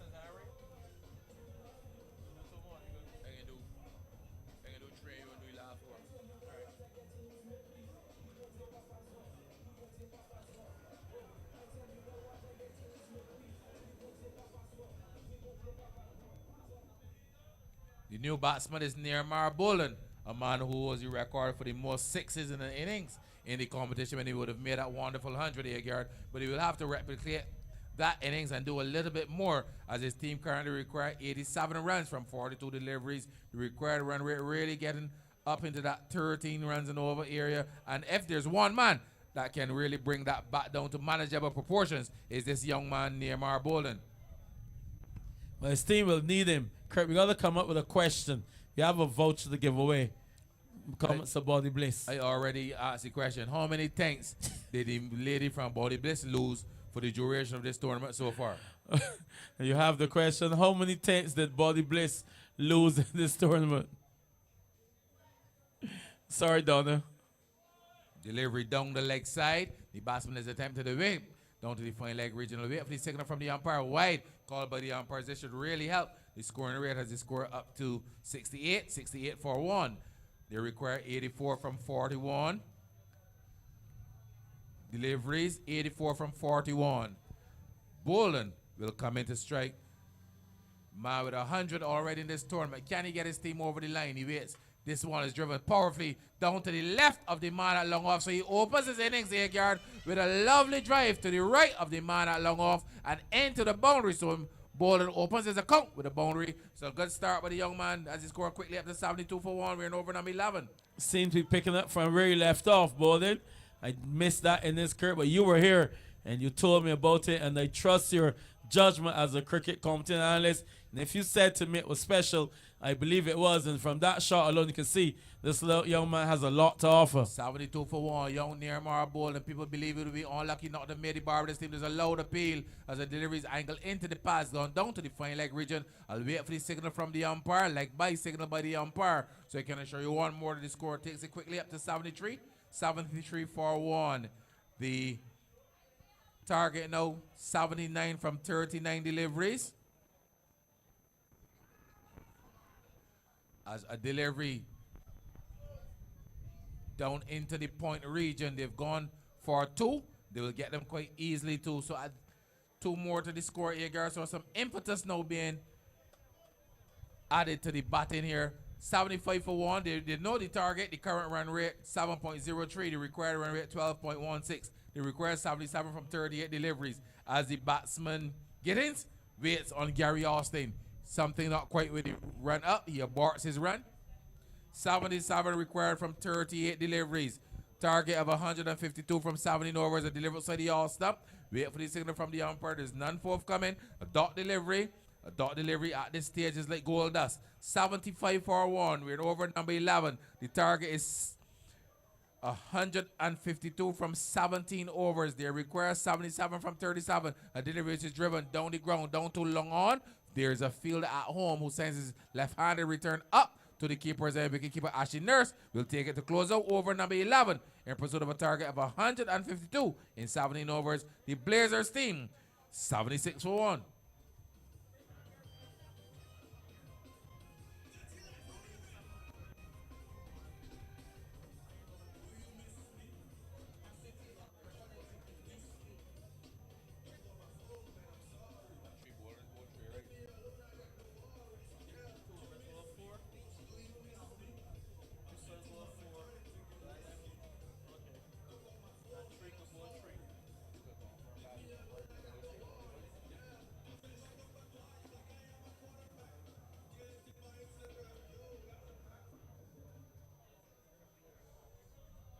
Currency 3 overs, 1 made, none for 11. Shaquille Turner 3 overs, no made, none for 22. Gary Austin 3 overs, no made, none for 23. And Javon Grosvenor 2 overs, no made, 1 for 16. The bowlers being employed so far by the Belair Stars team. Here, it's going to be interesting to see how Captain Deswin Currency manipulates and utilizes his bowlers as we head into the final session. He's gone to Kamal Sealy, a new introduction into the bowling attack. Left arm, medium pace, left arm spin. Could be a risk coming in bowling to 2 left-handed batsmen, Agard. 76 for 1. They require a further 76 runs from 36 deliveries. Current run rate 6.91. The required rate 12.67 as they've gone to the left arm option of Kamal Sealy, he's been around the circuit, Agard. He would play this player at Empire. He would have had a stint at Spartan. He would have ended up to St. Catherine. He had a stint at Central. He's at Central now. He's on his way into bowling. Giddens is hitting this one over the man at that forward square region. A much needed maximum air yard. And I can tell you, you said that he's at Central now, but that one would have landed in the transport board yard. 82 for 1. Yeah, good shot there, because ever since bowling's come to Chris Kirk, there seems to be a different level of urgency. As you said earlier, he's had 100 in his last innings. He will be brimming with confidence. 12 runs over at this level and at this form is not impossible. To do it consistently over a long period will be interesting. The thing about it is that if you get down to 4 or 5 overs at 12 runs over, it gets easier. To do 12 runs over 10 overs is a little bit more difficult. But these two, the opportunity here to get themselves into the finals. I always thought the left arm slow bowler coming in from this end, especially hitting with the wind. Both batsmen looking to capitalize on that shorter ball. He's on his way into Giddens, getting a delivery so the all stomach. Giddens is good enough to steer this one down to short third man. A good bit of acrobatic stuff being done there by the fielder there, restricting the batsman to 1, and that's been a good save by Glasgow. So 1 more to the score. Takes it up to 83 for 1. We're in over number 12, the 12th over of the innings. They require 69 from 34 deliveries. Current run rate 7.32. The required rate 12.18. Delivery outside the yard stump. Wait for the signal from the umpires. This one goes down into the short third man region. Wide call by the umpire. I can tell you that that's 3 more to the score. So that's already 10 runs already in the over here, guard. Remember the current required rate is 12. And that's already 10 runs in this over so far. As Sealy on his way once more into bowl, the batsman was driving pleasantly down the ground. They've ambled one. Not a lot of urgency shown in the running here by this youthful pair of Gittins and Bolden. Score up to 87 for 1. They require 65 from 32 deliveries. Remember, the target is 152 from 17 overs. Would have had a rain interruption, and the umpires would have made that call. A delivery should be swung high into the air. It's gone high. 2 fielders come around. 2 fielders come around. A spectator comes around. A maximum to near Marbold. And I told you, Agard, this young man is the man who will really have a say in the outcome of this one. I saw him make a wonderful 100 in his last out in the Agard. 93 for 1 in pursuit of a target of 152. Yeah, it seems like he's continued from where he left off. He doesn't seem to have missed the beat whatsoever. He looks in good nick. His footwork looks good. His execution so far has been good. So good over here for the Blazers team. Not so much so for the defending champions, the Marks Otto Spears Belair Stars side. They've only lost 1 game in 3 years. They're really the undisputed champions of Tapeball cricket in the island at the moment, but they're under some pressure here. They've got the youthful Neymar Bolden and Shamari Giddens to contend with. Left hand seamer Kamal Sealy on his way past the umpire just about now. Balls to Bolden, who is getting a delivery outside the off stump, neatly taken by wicketkeeper Ashley Nurse to close out over number 12. And in pursuit of a target of 152 in 17 overs, I can tell you the Blazers, they're 93 for 1.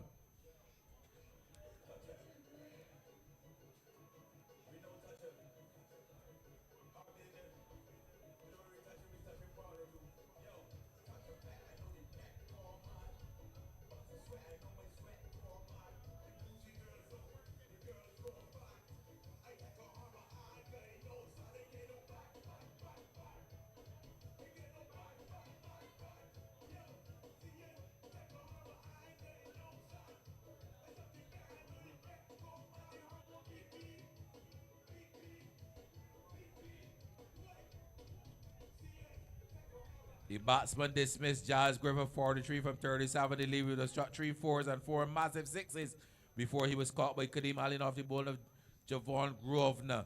They are 93 for 1. The Blazers in pursuit of this target of 152 yard. That tells me they require a further 59 runs from 30 deliveries.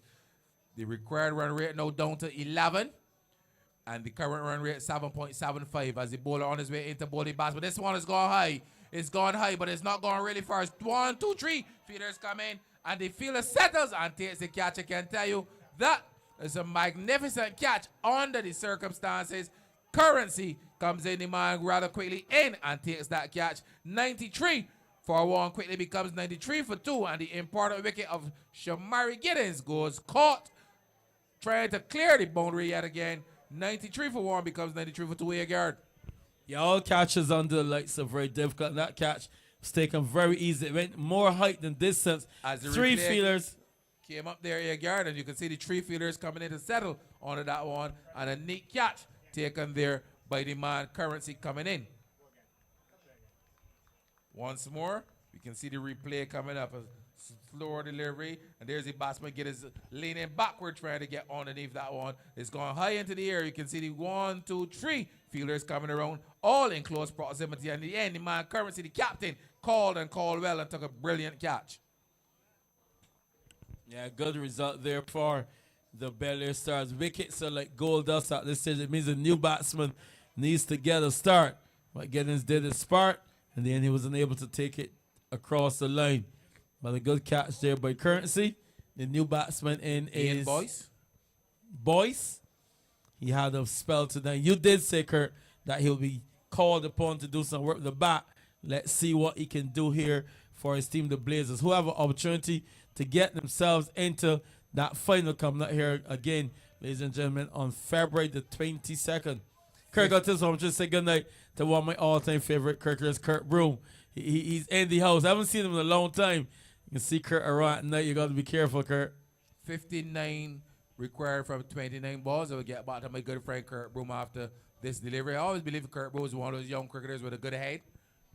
One of the best leaders going around. He would have captained your club here, guarding Maple side, given that responsibility. I always believe Kurt Broom was a man with a good head, one of those youngsters with a good head, and he continues to do so for the police club as well. 93 for 2. In pursuit of a target of 152. They require 59 from 29. The new batsman, as I told you before, is Ian Boyce. What can Boyce bring to the party? The bowler is Javon Grosvenor, 2.1 overs, no minutes, 2 for 16. Under the circumstances here, Gary, the required rate up to 12.21. He has bowled well. He's on his way, bowling from the end that leaks runs. A delivery outside the yard stump. Beats the batsman who's groping outside the yard stump, neatly taken by wicketkeeper Ashley Nurse. Interesting enough, I think this is the better end for Grosvenor. He's bowled pretty well from his end so far in this tournament. He's on his way once more. Into ball to Boyce, and Boyce yet again beaten.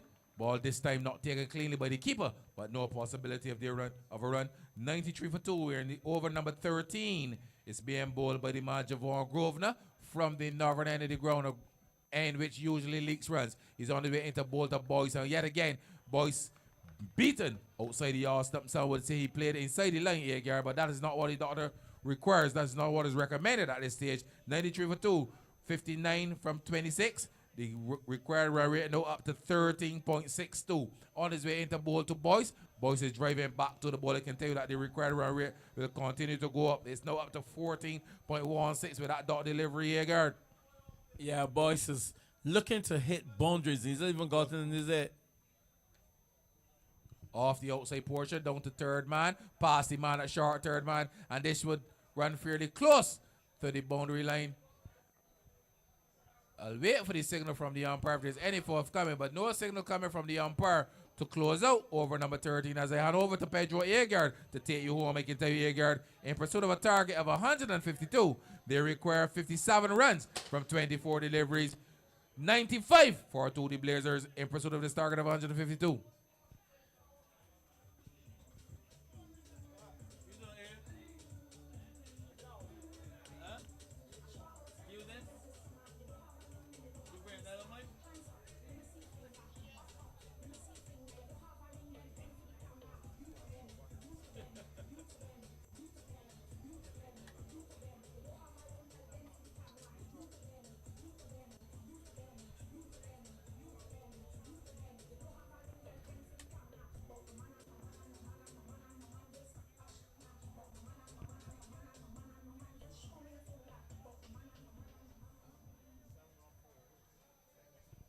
Over number 13, Gross bowled by Grosner, conceded 2 runs on the wicket.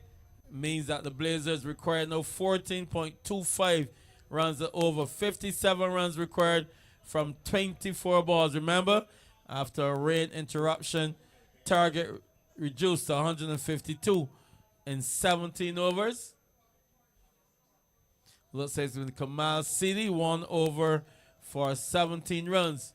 Will continue this time left arm over the wicket. He's driven high, hard, up to the deep cover, diving attempt for the catch. He can't complete the catch, but we can tell it's gone into the boundary. Looks like it will be signal maximum by the umpire. So 6 to bowling. He goes up to 16. The 100 has come up as well. 101 for 2. When over number 14. 6 to bowling. He goes up to 16. 51 required from 23 balls.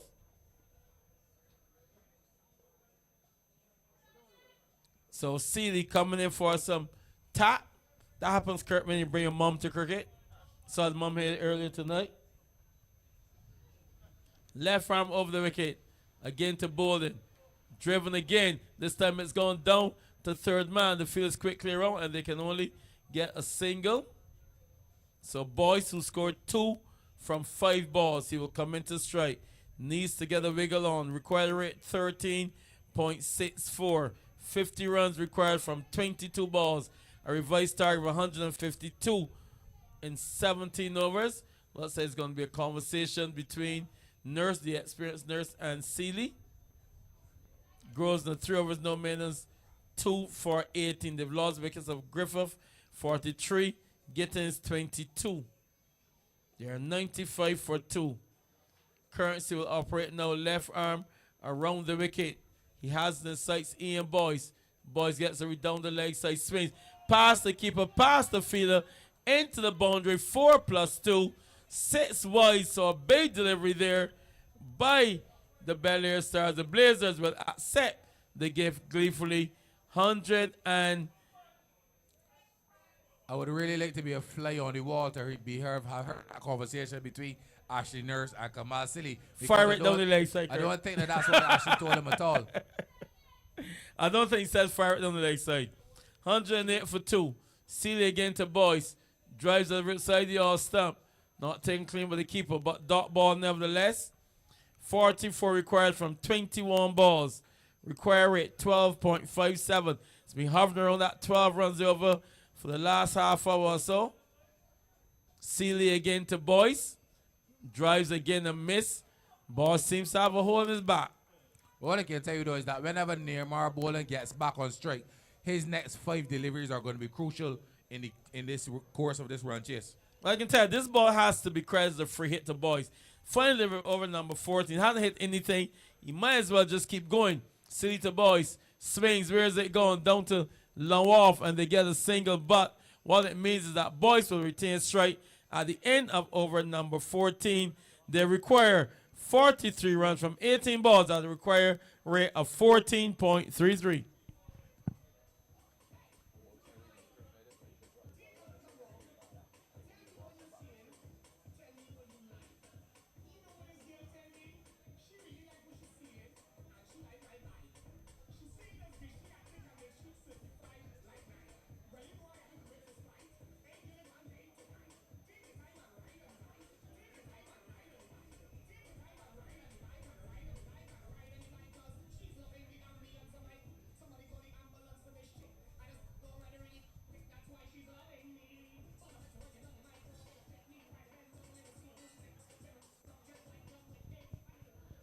(109 for 2), 14 overs of 17 completed. Revised target 152 for 7. Grosvenor is driven down the ground. Chance of a catch has gone away for 6. So Boyce has finally gotten some back on ball. He gets his first match when he goes up to 9. Now they require 37 runs from 17 balls. 115 for 2. We're over number 15. Grosvenor again to Boyce. Swing and a miss. Half appeal by the keeper. But what we can tell you after all that is that that's another dot ball. 37 required from 16 balls. Remember, the revised target 152 from 17 overs after he had a rain delay. Boyce on 9. Bolden on 17 from 6 balls. They need to see him on strike. Grosvenor to Boyce. Where's it going? Off the inside edge. Another dot ball. Kurt Boyce is really struggling here. Yeah, Boyce really not reading his script well here, girl. After he got that maximum, all he was required to do is try to get a single and get the more dangerous Nehemiah Bolden, who was stranded at the non-strikers, ain't on strike. Well, he wants to be a hero. 37 required from 15 balls. Drives again. Where's it going? Out to deep cover. They've gone for 1, thinking about 2. They come back easily for the second. Boyce retains the strike. Hey, Garrett, you know that Buster was a hero too, and he was the first man killed in the rebellion. Are you suggesting we're going to kill Boyce? 117 for 2. 35 required from 14 balls. Boyce on strike. Side the all-stump, wide dish delivery. Goes down to third man. Wait for a signal from the umpire. Will come as a wide. 2 to the score. Takes it up to 119. 33 required from 13 balls. That required target now 15.23. It's going the wrong way for the Blazers, Kurt. Well, yes, but it's still back in Nehemiah Bolden in this chase there, guard. Nehemiah Bolden holds the key. Step does not score to complete over number 15 of 17. Now they're 119 for 2. 33 required from 12 balls.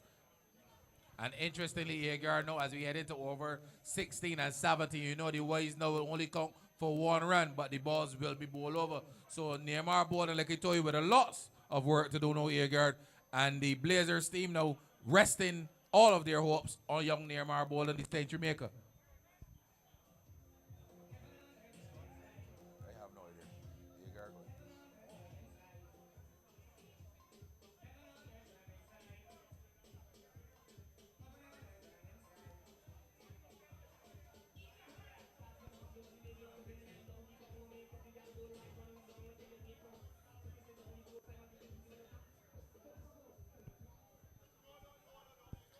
119 for 2. A revised target of 152 from 17 overs. They require 16.50 for victory. As you heard Kurt Strong said, for the Blazers, Nehemiah Bolden on strike. They need him to have a massive impact on the conclusion of this game. Fielders are spreading fire and wide. Deep extra cover, long off, long on. There's a fielder at wide long one, but there's also a fielder straight as well. And there's a straightish mid-wicket. It's going to be Austin to bowl the over to Bolden. He swings delivery out into the offside. Between those two fielders, they've gone for 1. They're going to come back for 2. Slipping and sliding is Bolden. By the end, they get 2. So good result in terms of the fact that Bolden will come back on strike. 121 for 2. 31 required from 11 balls. Game still on here, Garrett. If Bolden can continue to be aggressive here, he can find a couple maximums ahead himself into the final over. I can assure you the Blazers will still think they're in a chance with this one. Gary Austin, 3.1 over so far. No man's down for 25. Left arm around the wicket to Bolden. Full lift delivery. Beaten outside the off stump. Taken with the keeper. Dot ball. And those will continue to make that required rate even higher. It's going from 16.1 to 18.6 in just one delivery. The pressure telling against the Blazers. Remember, Belair Stars won the toss and let to bat. They were 23 for 3. Austin again to Bolden. In the air, chance for a catch. The fielder takes the catch at third man. So Bolden has been caught at short third man. He's gone for 19. Now they are 121 for 3. As the replay comes up, you can watch this. Bolden settles, and there's a delivery outside the off stump, trying to hit it somewhere in the region over extra cover. The outside portion of the bat found high into the air off the outside edge, and the fielder from third man will come around and take a simple catch in the end. A good catch too, close to the ground. Good catch by the fielder there, Agard. And yet again, Neymar Bolden dismiss, attempting to hit a big one.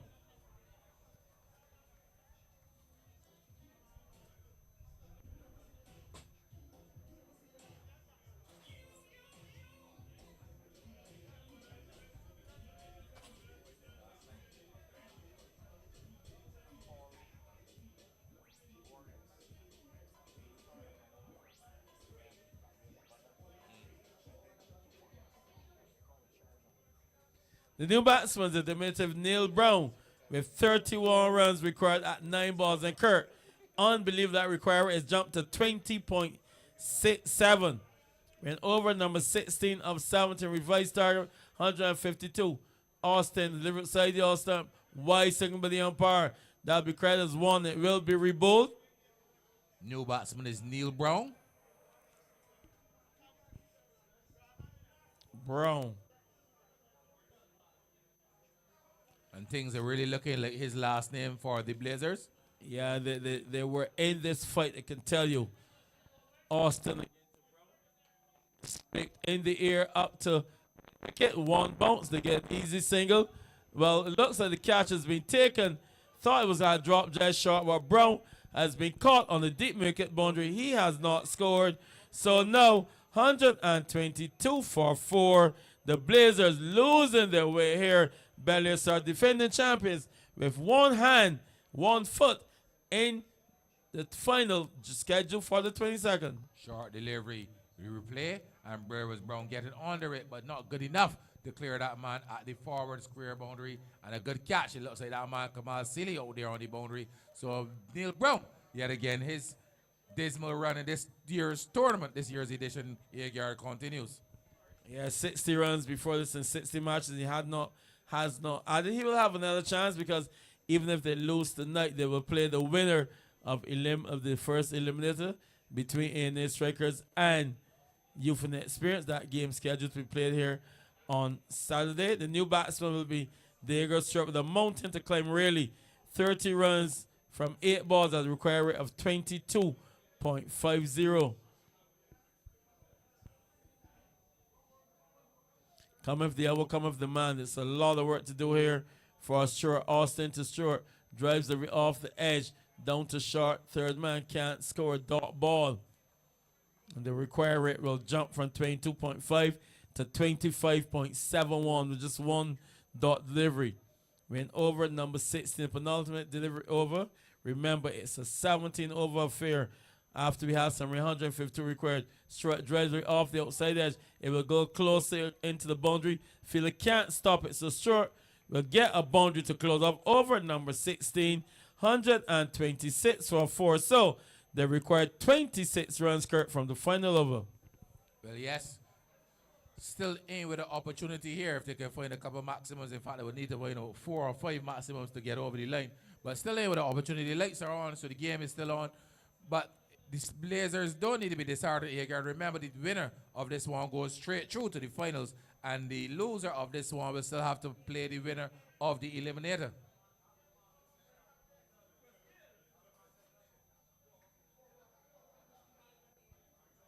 So they lost the wickets of Griffith for 43, Gittins 22, Bolden 19, Neely Brown, he didn't score.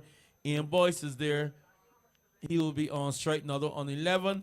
Villains captain, Diego Stuart on 4.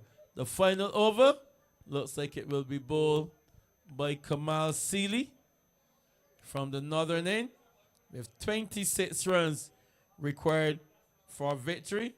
Kamal Seeley before his 2 overs for 31 runs. He will do battle with Ian Boyce. So 26, Kurt. They need what? 4 sixes on the 2, 6 fours on the 2. They need a lot 6 fours. Can't get the 2. What they need Fours is is a lot of 24. boundaries. They need extra delivery. Seeley to Boyce, swung. Chance of a catch is dropped short. Will not score. Diego Stuart almost ran out. The ball's passed. The bowler's going down to fine leg. We'll wait for. So there's a lot of something's going on. What we can tell you, it seems like that is another dot ball.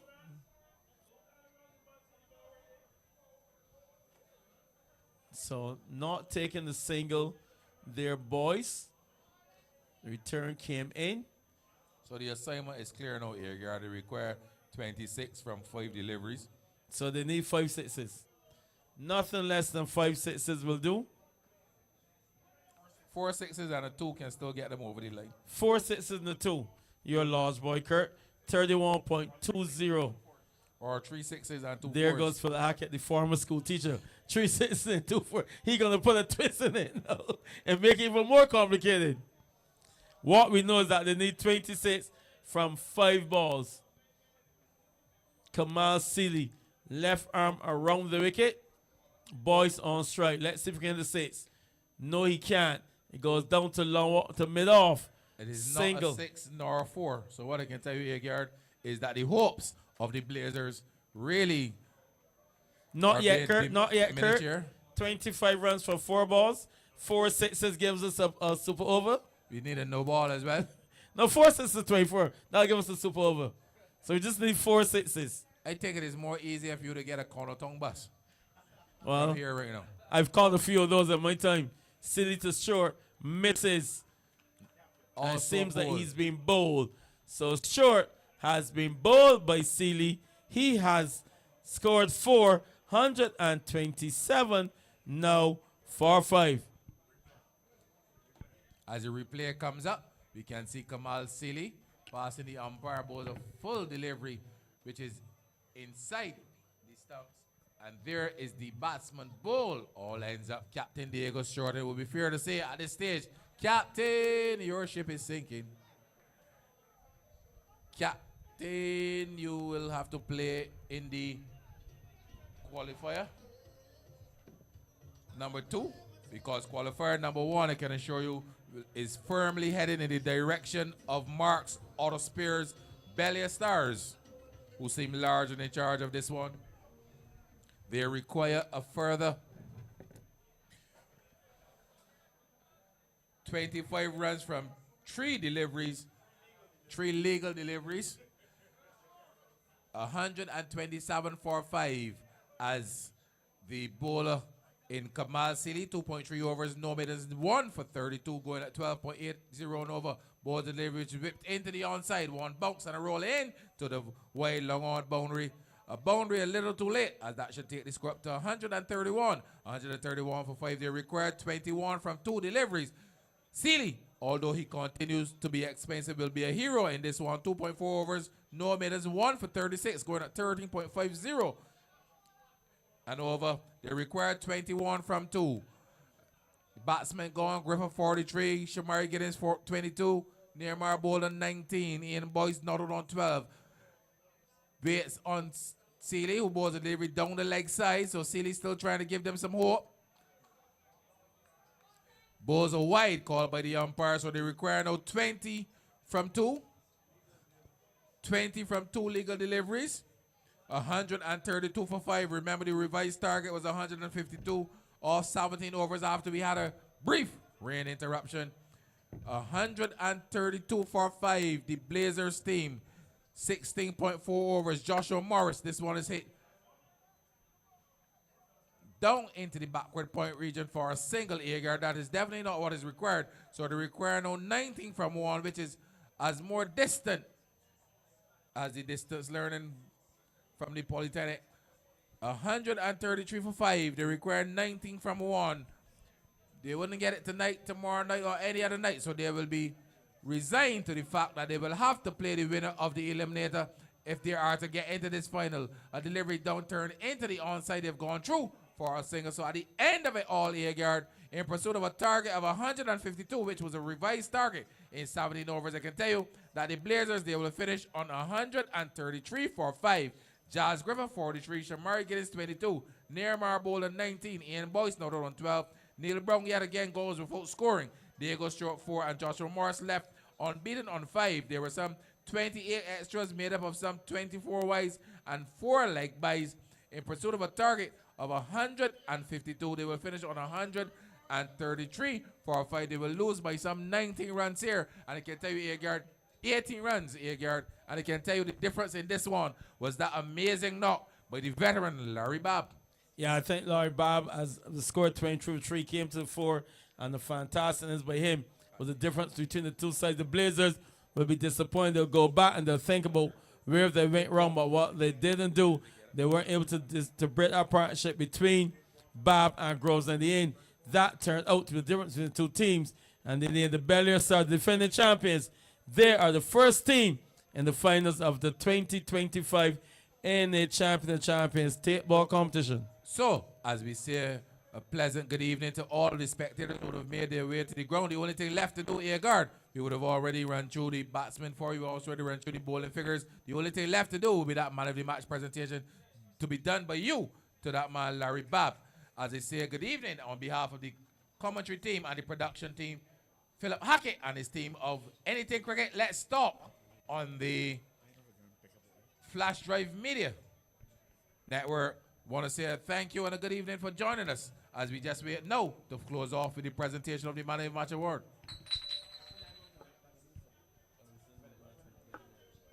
So, once more instructions coming again as we say good night for the final time from the Weymouth ground. The qualifier number 1, done and dusted. I can tell you that the Belair Stars would have booked their place in this year's edition's final, and they will await the winners of the other playoff games. ANA Strikers have to play against Youth and Experience in the eliminator, and then the Blazers team will have an opportunity once again, opportunity number 2 to get into the final A-Guard. So we say good evening and goodbye once again from the Weymouth ground to you.